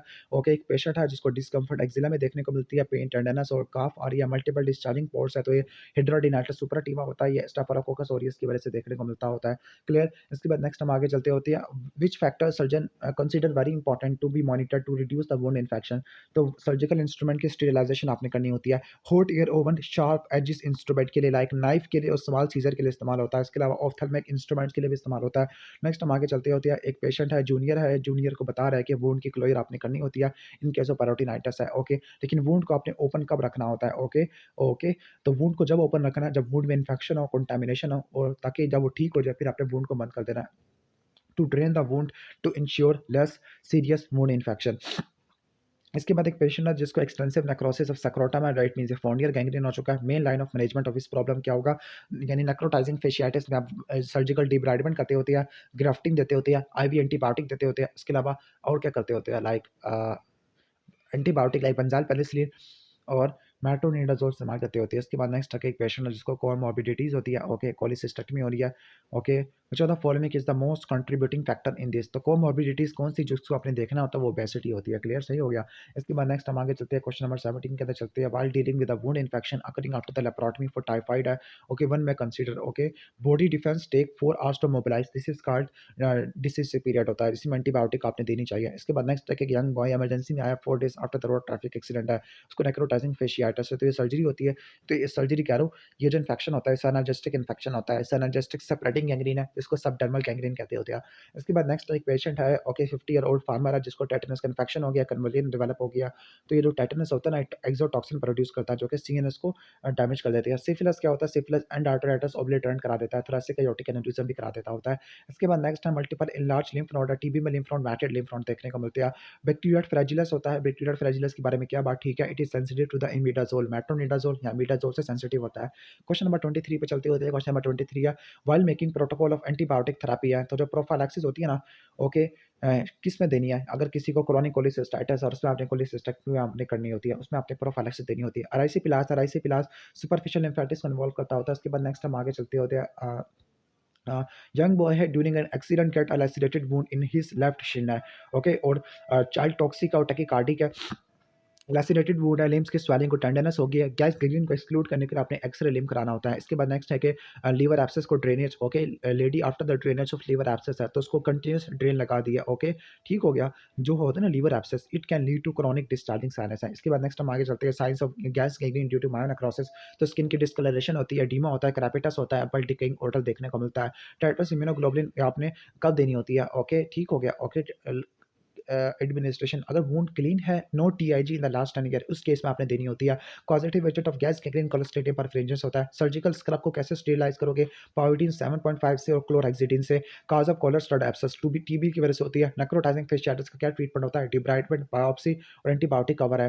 Management of prick to the staff by HIV हो गया, तो आपने एंटी रिट्रोवायरल ड्रग देनी है और आपने कॉन्टैक्ट को रिपोर्ट करना होता है। Okay, treatment of first stage of carbuncle, तो आपने सिर्फ एंटीबायोटिक आपने इस्तेमाल करनी होती है। नेक्स्ट है, why antibiotic are used after thyroidectomy, DCC period को कवर करने के लिए, जो कि 4 घंटों का आता है। ओके, हाई ग्रेड फीवर है, ब्लडी डायरिया और ट्रैवलिंग की हिस्ट्री है तो अमेबिक लीवर एब्सेस होगा। SOPs in case of handling patient of hepatitis B, C, HIV तो डबल ग्लव्स आपने पहनने होते हैं। Typhoid, TB, cross, terminal ileum का फैट करते हैं। सारे सिस्टम इन्वॉल्व है, हाइपोटेंशन है, टैकीकार्डिया है, लो पल्स है तो मल्टी ऑर्गन डिसफंक्शन सिंड्रोम आपको देखने को मिलता है। मैनेजमेंट आफ्टर हर्नी और एफी, नो फर्दर एंटीबायोटिक, ओके, क्योंकि क्लीन वुंड होता है। अनलेस एंड अनटिल कोई इम्प्लांट वगैरह नहीं लगाया हुआ तब आपने नहीं करना होता। Best treatment for necrotizing fasciitis that developed after wound management तो आपने हाइपरबारिक ऑक्सीजन थेरेपी है, ये भी आपने देनी होती है। इसके अलावा वुंड की डिब्राइडमेंट है, ओके, ये भी आपने करनी होती है। और एंटीबायोटिक थेरेपी है, बेंजाइल पेनिसिलिन और मेट्रोनिडाजोल है। इसके बाद नेक्स्ट हम आगे चलते हैं। Okay, patient develop fever 6 days after the surgery है तो वुंड इन्फेक्शन वगैरह हो गया, सर्जिकल साइड इन्फेक्शन हो गया, फुल स्मेलिंग डिस्चार्ज है, क्रेपिटस है, most probably this should be the gas gangrene. Signs of intestinal obstruction on CT after the treatment of perforation, okay, यानी पहले टाइफाइड की परफोरेशन को ठीक किया तो ढीन बन गया, उसकी वजह से ऑब्स्ट्रक्शन हो जाएगी।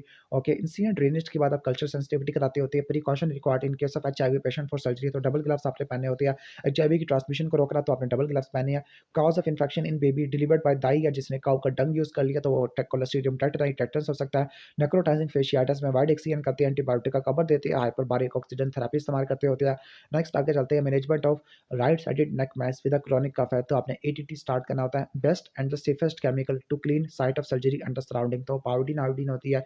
SOPs in case of handling sample of hepatitis B, C, HIV तो डबल ग्लव्स आ जाती है। मैनेजमेंट ऑफ नेक्रोटाइजिंग फेशियाटिस तो आपने डिब्राइडमेंट करना है, बायोप्सी करनी होती है और एंटीबायोटिक कवर लेना होता है। Positive agent of gas gangrene clostridium perfringens होता है।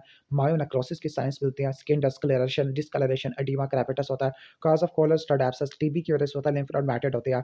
एक्जिला में डिस्कम्फर्ट है, मल्टीपल साइनसेस है, पेन, टर्डनेस, पस डिस्चार्ज है तो हिड्राटिनाइटिस सुपरएक्टिवा होता है। क्लियर। इसके बाद नेक्स्ट हम आगे चलते होते हैं, वास्कुलर डिसऑर्डर पे चलते होते हैं। ओके, क्वेश्चन नंबर 1 है, क्वेश्चन नंबर 1 के अंदर चलते होते हैं। क्वेश्चन नंबर 1 एक पेशेंट जिसको सर्जिकल गन शॉट इंजरी हो चुकी है, पेरिफेरल पल्स पाल्पेबल है, फुट पेन है, कूल है, हाइपोस्थेटिक है, यानी इसको एक्यूट लिम्ब इस्कीमिया हो चुका है। ओके, ठीक हो गया। Surgical exploration is decided because of presence of distal pulses does not exclude आर्टियल injury. In short इसको एक्यूट लिम्ब इस्कीमिया वगैरह हो चुका है। इसके बाद नेक्स्ट है कि एक पेशेंट है जिसको 5 सेंटीमीटर सुपरफिशियल फेमरल आर्टरी यानी इसको गन शॉट इंजरी हुई है, 5 सेंटीमीटर सुपरफिशियल फेमरल आर्टरी हो गई है, टूट गई है, फट गई है तो आपने इसको रिपेयर करना होता है इंटरपोजिशन वेन ग्राफ्ट से। इसके बाद नेक्स्ट क्वेश्चन पे चलते होते हैं। एक पेशेंट है जिसको इंटरमिटेंट क्लॉटिकेशन है, एंकल ब्रेकल प्रेशर इंडेक्स क्या होता है 0.5 होता है। क्लियर, ठीक हो गया। Conservative management is recommended in which of the following, claudication में ही कंजर्वेटिव मैनेजमेंट देते हैं। इसके अलावा सिलेस्टोजोल भी इस्तेमाल करते होते हैं। नेक्स्ट आगे चलते होते हैं। नेक्स्ट आगे चलते हैं, एक पेशेंट है जिसको severely injured right lower extremity है, पेल है, पल्सलेस है, यानी एक्यूट लिम्ब इस्कीमिया वगैरह हो चुका है, ब्लड प्रेशर कम है तो लाइगेशन ऑफ पॉप्लिटिकल वेन कर रहा है surgeon. Because why, because venous ligation की वजह से ऑपरेशन टाइम कम हो जाएगा, ब्लीडिंग कम से कम देखने को मिलेगी। ओके, इसके बाद टोटल हिप रिप्लेसमेंट हो गया तो पल्मोनरी बॉलिज्म होने के चांसेस 1 to 5% होते हैं, रट्टा मार लेना। इसके बाद नेक्स्ट एक पेशेंट है जिसको काफ पेन और स्वेलिंग हो रही है, लेफ्ट हेमिकोलेक्टमी के बाद डीवीटी का डायग्नोस बनाया। बेस्ट ट्रीटमेंट क्या होगा, लो मॉलिक्यूलर वेट हेपरिन आ जाएगा। इसके बाद नेक्स्ट है कि एक पेशेंट है mister X Y G went to see 2020 world cup in the South Africa. 2020 world cup in South Africa ये कौन से साल में हुआ था? 2020 पता नहीं कौन से साल में हुआ था, 2007 में, ये मुझे नहीं पता 2007 में हुआ था। ओके, आई डोंट नो, लेकिन मुझे इतना पता है कि 2009 में पाकिस्तान जीता था। ओके, हाँ, अच्छा, he develop fever with rigors and chills हो गया है। ओके, ठीक हो गया। अफ्रीका में गया है, उसको फिलियारियसिस का इन्फेक्शन लेके आया तो उसमें एक्यूट में फीवर होता है, हेडेक होता है, नॉन पिटिंग एडीमा होता है लेग का और स्क्रोटम का तो ये फिलियारियसिस में आपको देखने को मिलता होता है। ओके, इसके बाद न्यू नेट है जिसको soft brilliantly transilluminant swelling at the base of the neck है और एस्पायरेशन पे लिम्फ बाहर आ गया तो ये लिम्फेंजियोमा होता है। ठीक हो गया। इसके बाद नेक्स्ट है कि एक पेशेंट है जिसको इंजरी हो गई लेफ्ट फुट पर जब ये नंगे पाँव जा रहा था, फीवर और पेन हो गया लेफ्ट इंग्वानल रीजन पर और रेड स्ट्रीक्स आ रही है। रेड स्ट्रीक्स दैट मीन्स क्या है, लिम्फेंजाइटिस की डेफिनेशन है। इसके बाद नेक्स्ट आगे चलते होते हैं। एक पेशेंट है, ओके, पेनफुल अल्सर है और पेनफुल है, पेल है और लेग्स पे देखने को मिल रहा है तो ये इस्कीमिक अल्सर होते हैं, आर्टिरियल अल्सर की वजह से देखने को मिलते होते हैं। ठीक है, इसके बाद नेक्स्ट हम आगे चलते हैं। एक पेशेंट है जो कि टॉनिक को टेस्ट कर रहा है to check the saphenofemoral junction competency को। ओके, क्यों कर रहा है? ताकि to rule out DVT, DVT में आप करते होते हैं। ओके, वेरिकोस वेन की वजह से डीवीटी वगैरह आपको देखने को मिल सकता होता है। इसके बाद नेक्स्ट हम आगे चलते होते हैं। ओके, नेक्स्ट हम आगे चलते होते हैं। एक पेशेंट है 40 ईयर ओल्ड रिटायर्ड क्रिकेटर है, उसको एडवाइस दी गई है for the management of his leg swelling over the past 2 years है। ओके, ये फुट से स्टार्ट हुई थी और मिड थाई तक चली गई है तो क्या एडवाइस वगैरह देना चाहोगे? Which component of advice is most difficult to comply with? Okay, तो कंप्लाई विद मोस्ट डिफिकल्ट है to reduce exercise while weight lifting, ये क्या कंप्लाई कम हो सकती है? वाओ, इसके बाद क्वेश्चन नंबर 13 है। क्वेश्चन नंबर 13 में आगे एक फेमरो पोप्लेटल बाईपास है, minimum diameter for the when, तो बेली के मुताबिक 3 मिलीमीटर उसको ठीक कर लेना। इसके बाद नेक्स्ट एक पेशेंट है जिसको जिसकी एक कंप्रेसिबल स्वेलिंग को एक्सरसाइज करने वाले हैं। ओके, तो which of the following the parents to understand the likelihood of which complication. Okay, तो जो कंप्रेसिबल स्वेलिंग है उसको रिमूव करने के लिए सर्जन क्या कह रहा है, उसकी क्या कॉम्प्लिकेशन हो सकती है। रिकरेंस लिखा हुआ है, बहुत बहुत ही फजूल है। गैंग्लियन सिस्ट वैसे तो बनता है डायग्नोस, और गैंग्लियन सिस्ट का रिकरेंस काफ़ी ज़्यादा होता है, तो इसमें आपने कॉर्टिकोस्टेरॉइड्स इंजेक्शन करना होता है, लेकिन सवाल बहुत फजूल आ रही है। Okay, with the help of result of the various international studies है जो speaker has prove the most common cause of lymphoedema क्या होता है, फिलारियासिस होता है। 40 ईयर ओल्ड लेडी है, डीवीटी हो चुका है, but will be the main stay of treatment anti coagulation low molecular weight heparin इस्तेमाल करना होता है। नेक्स्ट लिम्फेडिमा हो चुका है, लिम्फेडिमा। ओके, लिम्फेडिमा वाले पेशेंट में आपने हिस्ट्री और एग्जामिनेशन आपने लेना होता है। इसके बाद चेस्ट पेन एट नाइट है जो कि इंट्रैक्टेबल होता है, तो ये क्या होता है, ये आपको एक्यूट लिम्ब इस्कीमिया होता है, ठीक हो गया। तो फुट पेन होता है पेरिफेरल वास्कुलर डिजीज वाले पेशेंट में, क्रिटिकल लिम्ब इस्कीमिया कहना चाहिए था, एक्यूट लिम्ब नहीं, critical limb ischemia. The term ischemia of limb refer to the lack of effective circulation. इसके बाद नेक्स्ट हम आगे चलते हैं, एक पेशेंट जिसका राइट लोअर लिम्ब की swelling after the normal vaginal delivery है। ओके, फ्लैगमेजिया अल्बा डोलेंस है, तो ये डीवीटी की वजह से देखने को मिलता है, डीप फेमोरल वेन थ्रोम्बोसिस की वजह से देखने को मिलता है। इसके बाद नेक्स्ट है क्रॉनिक लोअर लिम्ब का पेन है, which of the following is least likely to the help. तो लोअर लिम्ब के पेन में अब नर्व को कंप्रेस करने से कोई फायदा नहीं होगा। पेनलेस स्वेलिंग है the right going below the inguinal ligament है, स्वेलिंग ब्लूइश इन कलर है, सिस्टिक है। ओके, तो ये क्या है, सैफनेस फैरिक्स होता है, लेटनेस गायब हो जाती है खड़े होने से, प्रोमिनेंट हो जाती है। नेक्स्ट है ब्रूडी ट्रेंडिलनबर्ग टेस्ट होता है, ये सैफनो फ्यूमरल जंक्शन की पेटेंसी को चेक करने के लिए इस्तेमाल होता है। इसके बाद नेक्स्ट एक पेशेंट जिसको एब्रियन हो चुका है, रेड स्ट्रीक जा रही है, तो लिम्फेंजाइटिस होता है। ओके, इट में ओके लिम्फेंजाइटिस है विच में बाईपास द लिम्फ नोड को बाईपास कर सकता होता है। एक बॉय जिसको मिलरोइड डिजीज है, मिलरोइड डिजीज जिसको बोलते हैं, ओके, लिम्फेडिमा वगैरह को बोलते हैं, कंजेनिटल लिम्फेडिमा वगैरह को कहते होते हैं। ओके, फेमिलियल होता है। ओके, इसके बाद नेक्स्ट एक पेशेंट है, ओके, फिलारियासिस का है। फिलारियासिस वाले को आपने क्या करवाना होता है, नॉक्टर्नल ब्लड स्मीयर कराना होता है माइक्रोफिलारी को देखने के लिए, और ये ट्रीटमेंट के अंदर डाइथाइल कार्बामाजिन है।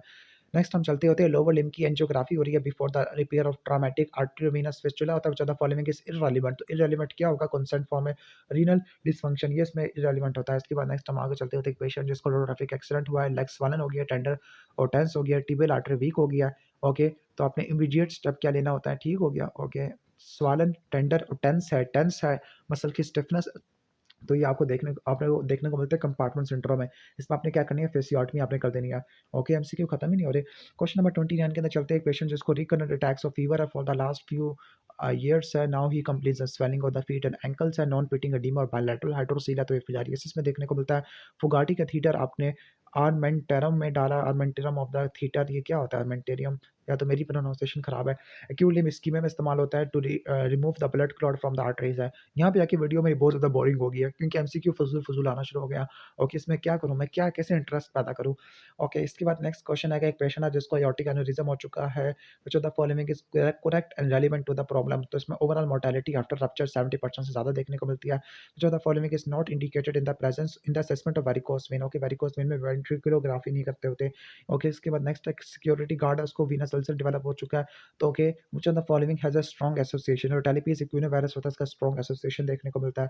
ओके, ठीक हो गया, वेरिकोस वेन होता है, मैं सबसे पहले उसको लगा के आ जाता है। उसके बाद नेक्स्ट एक पेशेंट है जिसको वेरिकोस वेन है, ब्लैक डिसकलर्ड डिवाइटलाइज्ड नेक्रोटिक पैच है जो कि वीनस अल्सर को बता रहा है, तो कौन सा फैक्टर जो कि बढ़ा दिया, तो लोकल प्रेशर की वजह से। ओके, ठीक हो गया। इसके बाद 35 पे चलते होते, एक पेशेंट आउटडोर में आया, क्रॉनिक लिम्फेडिमा ऑफ लेग है, तो लिम्फेडिमा के बारे में क्या बात ठीक है। ओके, एक मिनट में टाइम देख लूँ। ओके, ठीक हो गया। लिम्फेडिमा के बारे में क्या बात ठीक है, तो हाइड्रोजेनिक भी हो सकता है, सर्जरी रेडियोथेरेपी की वजह से देखने को मिल सकता होता है। नेक्स्ट है कंपार्टमेंट सिंड्रोम में आपने क्या करना है, डीप फेशिया को आपने काट देना होता है, फेसियोटमी करनी होती है।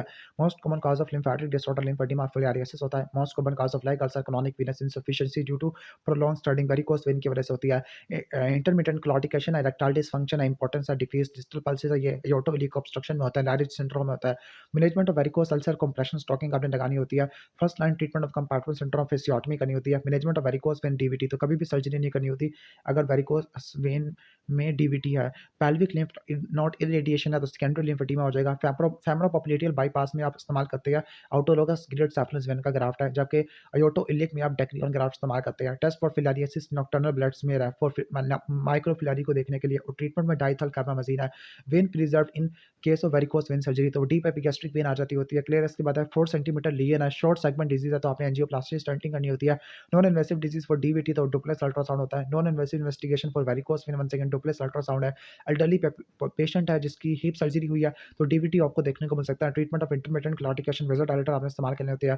Treatment of compartment syndrome immediate fasciotomy करनी होती है। पेशेंट ने प्रेगनेंसी में आपने हेपरिन ली फॉर डीवीटी और उसकी वेरिकोस वेन के साथ आ गया तो आपने कभी भी सर्जरी नहीं करनी, डुप्लेक्स अल्ट्रासाउंड करना होता है। पल्मोनरी एम्बोलिज्म को कैसे प्रिवेंट कर सकते हैं? हेपरिन देके, mechanical pharmacological inferior vena cava filter देके। Cause of lymphoedema in old diabetic patient with end stage renal disease, तो एंड स्टेज रीनल डिजीज की वजह से लिम्फेडिमा होता है।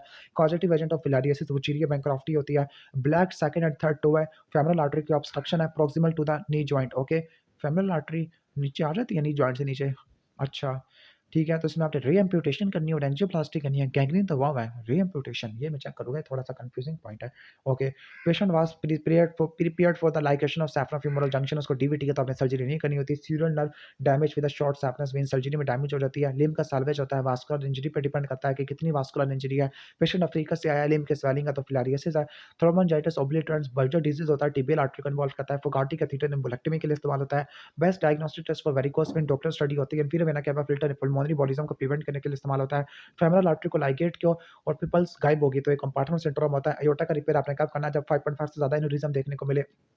ओके, मास्टेक्टमी के बाद शाइनिंग ऑफ लिम्ब और स्वेलिंग का तो लिम्फेंजाइटिस आपको देखने को मिलता है।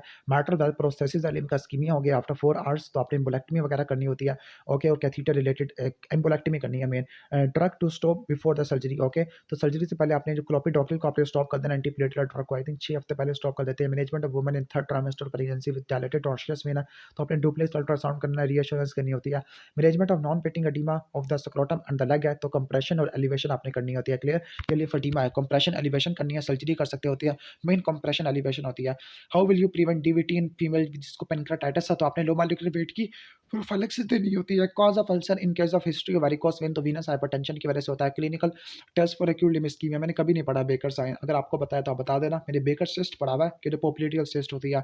Investigation for carotid artery stenosis तो सीटी एंजियोग्राफी होती है। After crush injury posterior tibial artery palpable है, pain on the dorsiflexion of foot है। ओके, क्रश इंजरी के बाद ओके कंपार्टमेंट सिंड्रोम आपको देखने को मिल सकता है। खासतौर पर पैसिव मूवमेंट पे आपको पेन देखने को मिलता है। Test for varicose vein duplex ultrasound होती है। इस्कीमिक पेन रिलीफ कैसे होता है? Hanging foot out of the bed है।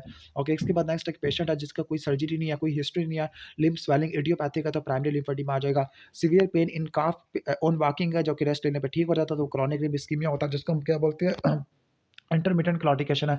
अगर रेस्टिंग पेन हो, अल्सरेशन हो और गैंग्रीन देखने को मिले तो उसको क्या बोलते हैं हम? क्रिटिकल लिम्फ इस्कीमिया कहते होते हैं। क्लियर, ठीक हो गया, क्रिटिकल लिम्फ इस्कीमिया हम लेबल करते होते हैं। नेक्स्ट हम आगे चलते होते हैं। पेशेंट अफ्रीका से आया, लिम्फ की स्वेलिंग है, most common cause of lymphatic disorder filariasis होता है। वुचेरिया बैंक्रॉफ्टी की वजह से होता है। नॉक्टर्नल पेरिफेरल स्मीयर करा लोगे, माइक्रोफिलारी को देखने के लिए डाइथल कार्बामेज़िन कर लोगे। Investigation of choice for varicose vein duplex ultrasound होती है। फोगाटी कैथेटर एम्बोलेक्टमी के लिए इस्तेमाल होता है। आरटीए हुआ, फेमरल आर्टरी को लाइगेट किया, फॉरेन लाइगेशन के बाद पल्स गायब होगी तो एक कंपार्टमेंट सिंड्रोम होता है, फेसियोटॉमी आपने करनी होती है। Okay, one of the most गंदा बोरिंग चैप्टर था, सबसे नफरत हो रही है इस चैप्टर से, मुझे पूरी एस1 से नफरत हो रही है। ओके, इसके बाद नेक्स्ट है 60 ईयर ओल्ड फार्मर है जिसको लिप पे ग्रोथ है, स्क्वेमस सेल कार्सिनोमा के बारे में क्या बात ठीक होती है? Persistent hyper keratosis, solar keratosis या एक्टिनिक केराटोसिस वाली जगह से राइज करता होता है। इसके बाद नेक्स्ट है कि एक पेशेंट है जो कि कन्फाइंड रूम में फंस गया था, डाइट में इसको एयरवे इंजरी हो सकती है, क्या बात ठीक होती है? ओके, तो इसका बेस्ट ऑप्शन क्या होगा? बेस्ट ऑप्शन ये है कि कार्बोक्सी हीमोग्लोबिन का लेवल हो तो आपने उसको क्या करना, हॉस्पिटलाइज करना होता है और हाइपरबारिक ऑक्सीजन थेरेपी देनी होती है। इसके बाद नेक्स्ट हम आगे चलते हैं। फुल थिकनेस बर्न हो चुका है तो आपने इसमें स्क्लेरोटमी करनी होती है। ओके, दोबारा फुल थिकनेस बर्न है लेकिन स्क्लेरोटमी का ऑप्शन नहीं है, लेकिन एयरवे इंजरी हो सकती है तो आपने ईटीटी पास करनी होती है। इसके बाद अगर मेलानोमा है, इसकी डेप्थ 1 मिलीमीटर से कम है तो आपने 1 सेंटीमीटर वाला एरिया निकालना है, अगर 1 से ज़्यादा होती है तो 2 सेंटीमीटर वाला एरिया निकाल देते हैं। इसके बाद नेक्स्ट है कॉलीफ्लावर लाइक बैस है तो ये स्क्वेमस सेल कार्सिनोमा में देखने को मिलता है, इसके बारे में क्या बात ठीक है? ओके, इसके बारे में क्या बात ठीक है? Okay, it should be treated with the radiotherapy. Okay, बल्कि it is more malignant than the basal cell carcinoma. Yes yes yes, lymph node के जरिए फैल जाता होता है। लोकल इन्वेसिव होता है बेसल सेल कार्सिनोमा, लेकिन मैलिग्नेंट ओवरऑल बात करें तो वो क्या होता है आपका स्क्वेमोस सेल कार्सिनोमा। इसके बाद पेनलेस स्वेलिंग होता है, स्काल्प है, क्लोज इंस्पेक्शन पता लगा पंक्टम है तो ये सेबेशियस सिस्ट होता है। अब उसका बेस्ट ट्रीटमेंट क्या होगा इसका, लाइक पेनलेस स्वेलिंग है। अब बेली में लिखा है कि अगर इन्फेक्शन हो तब आपने सीएन ड्रेनेज करनी है, अदरवाइज आपने सीएन करनी होती है। इसके बाद 4 सेंटीमीटर लैसेरेशन ऑन द फेस है, तो फेस के लिए आपने फुल थिकनेस ग्राफ्ट आपने लेना होता है कॉस्मेटिक के लिए। इसके बाद नेक्स्ट लाइपोमा है। ओके, ठीक है, लाइपोमा को एक्सरसाइज किया था, लाइपोमा को एक्सरसाइज करने के बाद रेडनेस है, प्रूराइटस और prominence at the wound site है। ओके, डॉक्टर ने कंसोल किया और उसको मेडिकेशन दे दिया। अब ये किलॉइड वगैरह 3 month after the exchange of keloid, hypertrophy शिकार क्यों नहीं हो सकता? क्या टाइम ड्यूरेशन के बारे में बताया हुआ है, या prominence at the wound side, अगर वुंड साइड से अवे मूव करता तो फिर किलॉइड में लिख देता, अदरवाइज मैं हाइपरट्रॉफी शिकार को प्रेफर करूंगा। ओके, 30% सुपरफिशियल बर्न्स हो चुका है, फेस पे नेक पे स्ट्राइडर हो चुका है तो इंजरी हो सकती है, तो आपने ट्रैकियोस्टमी वगैरह या ईटीटी पास करनी होती है। इसके बाद नेक्स्ट है कि आगे चलते होती है। ओके, एक पेशेंट है जिसको नॉन हीलिंग अल्सर है लेफ्ट चीक पे, तो ऑप्टिमल स्टेप क्या होगा मैनेजमेंट में, आपने वेज बायोप्सी लेना, हिस्टोपैथोलॉजी रिपोर्ट का वेट करना होता है। इसके बाद नेक्स्ट एक पेशेंट है जिसको 20% बर्न्स है, 3 अडल्ट रो रहे हैं 2 टीनेजर। इस एमसीक्यू को देख के ना बंदा पागल हो सकता है। ठीक है, रो रहे हैं, अब रोने के तो हज़ार रीज़न होते हैं, क्यों रो रहे हैं? ओके, रो रहे हैं, पेन हो रहा है, वाओ! एस1 के मुताबिक वो इसलिए रो रही है क्योंकि पेनफुल अल्सर है, और 2 टीनेजर इसलिए चुप है क्योंकि वो पेनलेस अल्सर है उसमें, वाओ! सही है, ठीक है। ओके, चलते होते हैं हम। नेक्स्ट है कि जो स्प्लिट थिकनेस ग्राफ्ट होता है ना, इसमें सेकेंडरी कॉन्ट्रैक्शन ज़्यादा होती है, दैट इज़ वाई ये कॉस्मेटिक एप्लीकेशन के लिए इस्तेमाल नहीं होता। ओके, कॉस्मेटिकली इस्तेमाल नहीं होता। इसके बाद नेक्स्ट चलते हैं 2 by 2 centimetre soft swelling in the front of the middle of the right sternocleidomastoid है। ओके, ठीक हो गया, फ्लक्चुएंट है, नॉन ट्रांसिल्वेंट है, ब्रिंकल सिस्ट होता है। इसके बाद नेक्स्ट आगे चलते हैं, एक पेशेंट को डिस्चार्ज हो गया after the successful management of 25% superficial Burns होता है। ओके, तो आपने इसकी जो काउंसलिंग करनी है उसकी वाइफ से करनी है, लेकिन जिसकी शादी ना हुई हो फिर कैसे काउंसलिंग करे। क्वेश्चन नंबर 16 पे चलते हैं। अगर वायरल इन्फेक्शन, एक पेशेंट को वायरल इन्फेक्शन है, डेंगू वगैरह हो चुका है, ओके, डेंगू में प्लेटलेट काउंट काफ़ी ज़्यादा कम हो गया है, तो सर्जन क्या करेगा, सर्जन ने कहा कि प्लेटलेट काउंट को बढ़ाओ। क्यों? क्योंकि फ्लैप की डिजाइनिंग में आपको हेमरेज ज़्यादा देखने को मिल सकता होता है। इसके बाद नेक्स्ट क्वेश्चन है कि जो हर्निया रिपेयर में जो वुंड क्रिएट करते हैं वो इंसाइज वुंड होता है सर्जरी के अंदर। ठीक है, लाइपोमा के एक सीएन के बाद विच of the following does not correspond with the biological process of wound healing है। तो जो इन्फ्लेमेटरी चेंजेस होती है वो सिर्फ इन्फेक्शन नहीं बताती होती, बल्कि वो न्यूट्रोफिल वगैरह बताती होती है। ओके, और टिश्यू के रिपेयर को भी इंडिकेट करती होती है। नेक्स्ट आगे चलते होती है। नेक्स्ट है कि एक पेशेंट है जिसको delayed primary closure, delayed primary closure किसके लिए करते हैं? Appendectomy for perforated appendix, first perforation और एब्सेस में आप डिलेड प्राइमरी क्लोजर करते हैं, जिसको बोलते हैं हीलिंग बाय टर्शियरी इंटेंशन होता है। उसके बाद एक पेशेंट है जो कि बेड रिडन है, उसको डिक्यूबिटस अल्सर है, क्यों होती है? इस्कीमिया की वजह से 30 मिलीमीटर से ज़्यादा का प्रेशर देखने को मिलता होता है। इसके बाद नेक्स्ट है कि 21 है, एक पेशेंट है जिसको small swelling at the tip of her right middle finger है ड्यू टू इम्प्लांटेशन डर्मोइड है। जो इम्प्लांटेशन डर्मोइड होते हैं सेल्स की बरिड की वजह से नहीं होते हैं, बल्कि ये रिपीटेड ट्रॉमा की वजह से आपको देखने को मिलती है, due to squamous cell being driven in by the trauma. No, ठीक हो गया, बेस्ट आंसर इसका डेल्टा बनता होता है। क्वेश्चन नंबर 22 में चलते हैं। Haematomatous swelling of the right side of the face होती है, ये जो स्वेलिंग होती है डेवलपमेंटल मालफॉर्मेशन होती है। Partial thickness burn on the front of the chest है, पार्शियल थिकनेस बर्न पेनफुल होती है, मतलब पेन इनसेंसिटिव नहीं होते, पेनफुल होते हैं। इसके बाद नेक्स्ट एक पेशेंट है बर्न्स वाला, इमरजेंसी में है, तो आपने क्या अवॉइड करना है? केमिकल कॉटराइजेशन आपने अवॉइड करनी होती है।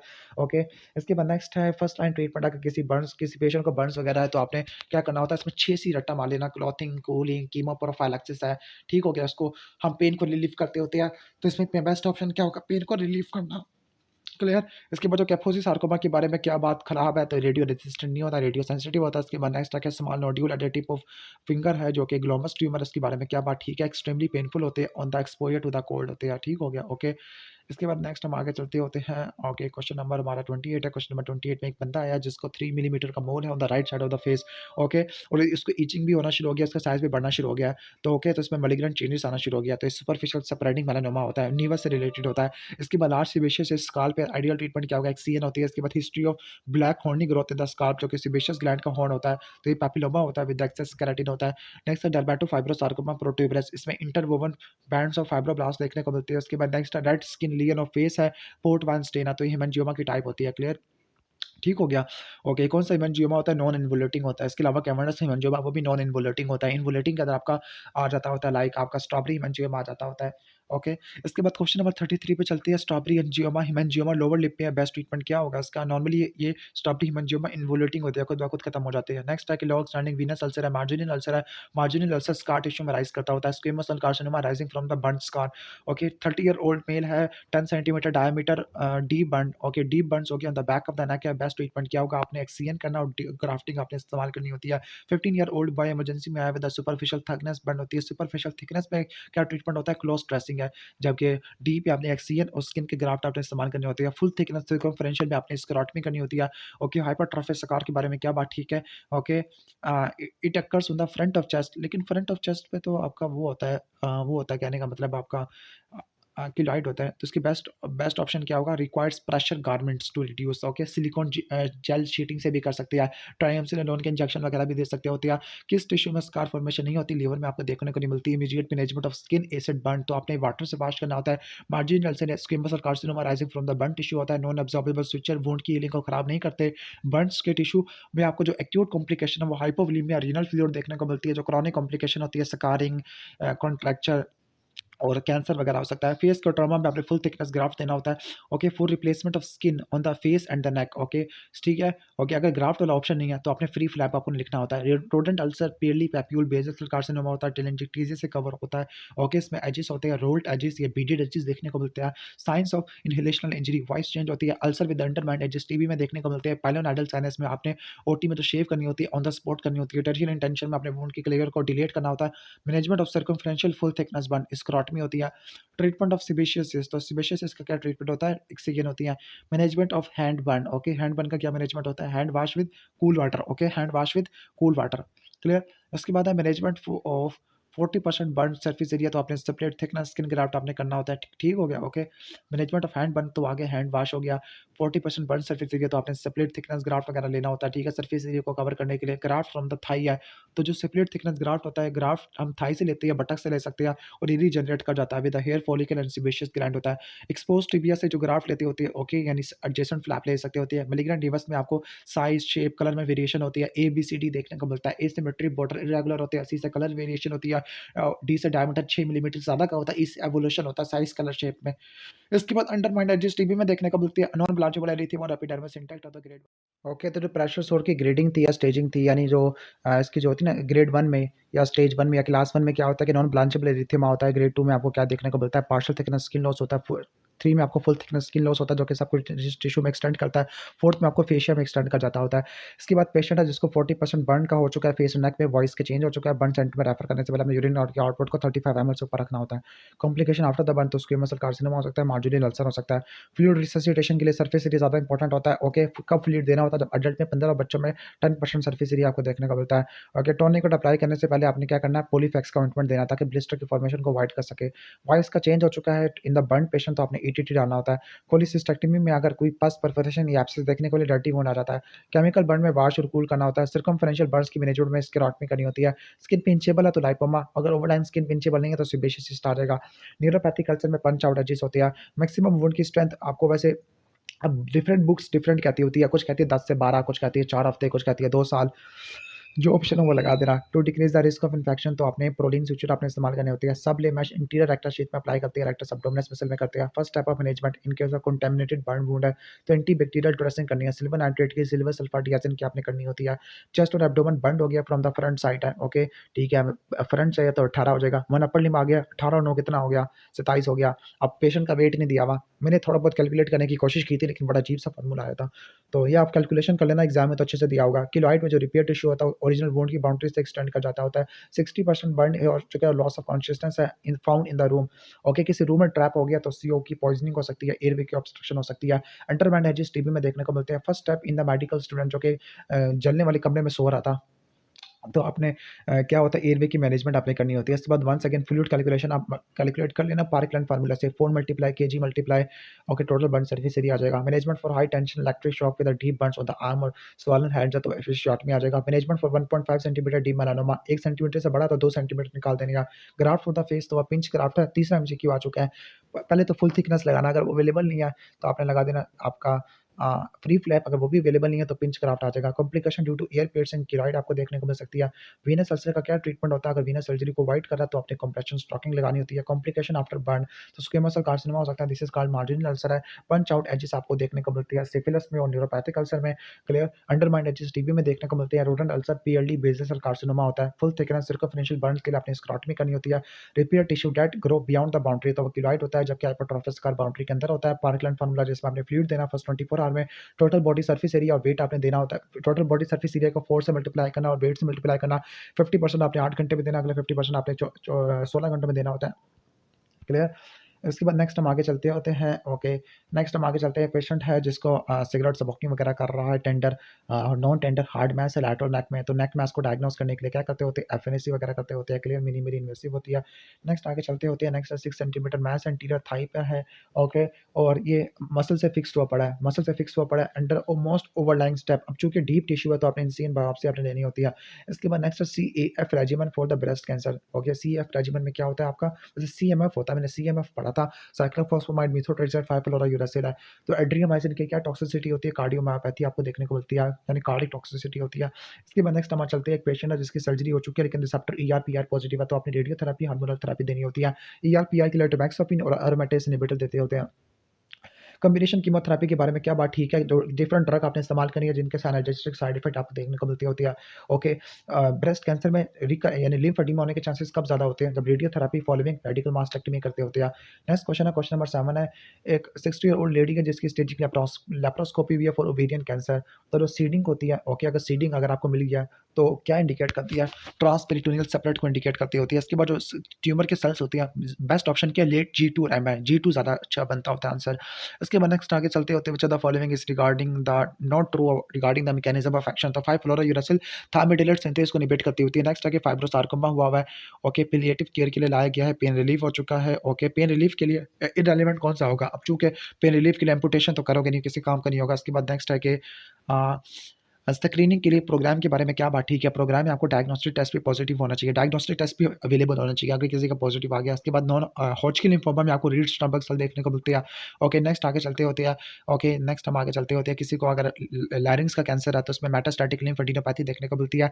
Chemotherapy drug after the breast cancer, तो वो आपके होते हैं एडजुवेंट होते हैं, इसमें ट्रस्टोजोमा प्रोटेक्शन इस्तेमाल कर सकते हैं। Radio nuclear bone scan metastasis के लिए करते हैं।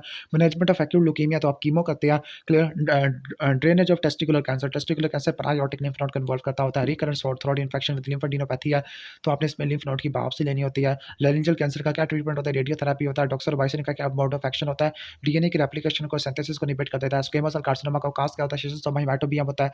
रेक्टल कैंसर में इंग्वानल लिम्फ नोड की स्वेलिंग देखने को मिलती है due to inferior rectal vessel involvement है। बोन स्कैन बोनी मेटास्टेसिस के लिए होता है।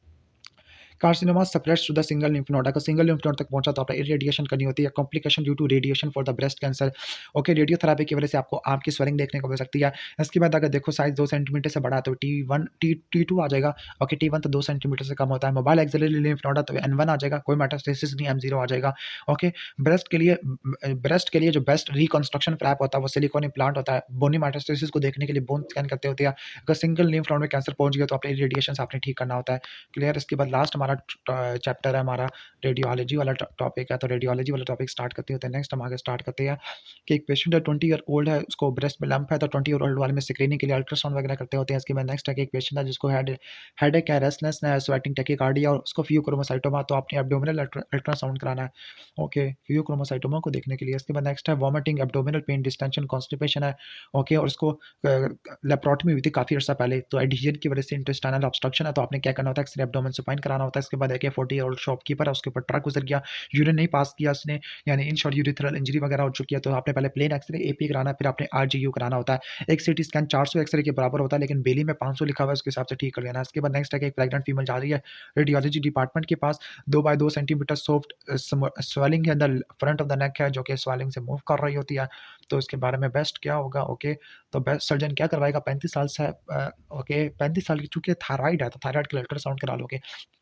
ओके, रेक्टल कैंसर के डायग्नोसिस के लिए जो बेस्ट है वो MRI है, वरना अदरवाइज MRI ना हो तो एंडोस्कोपिक अल्ट्रासाउंड है। एक बंदे ने pacemaker, cranial aneurysm clip, cochlear implant या मेटालिक फॉरेन बॉडी, इन सब में क्या होता है, MRI कॉन्ट्राइंडिकेटेड होता है। गॉलस्टोन जॉन्डिस है, सर्जन के लिए क्या होगी, इररिलेवेंट फाइंडिंग क्या होगी इस अल्ट्रासाउंड में, तो क्या होगी, इंट्राहेपेटिक बिलियरी पैसेजेस है। इसके बाद नेक्स्ट हम आगे चलते होते हैं, अल्ट्रासाउंड पे पता लगा कि मैस किडनी से निकल रहा है, तो वास्कुलैरिटी को देखने के लिए डॉपलर अल्ट्रासाउंड करा लेते होते हैं। इसके बाद नेक्स्ट एक पेशेंट एक्यूट एब्डोमेन के साथ आया, तो surgical suitable indication of ultrasound कौन से नहीं होगी, इंटेस्टाइनल ऑब्स्ट्रक्शन में अल्ट्रासाउंड नहीं कराते होते।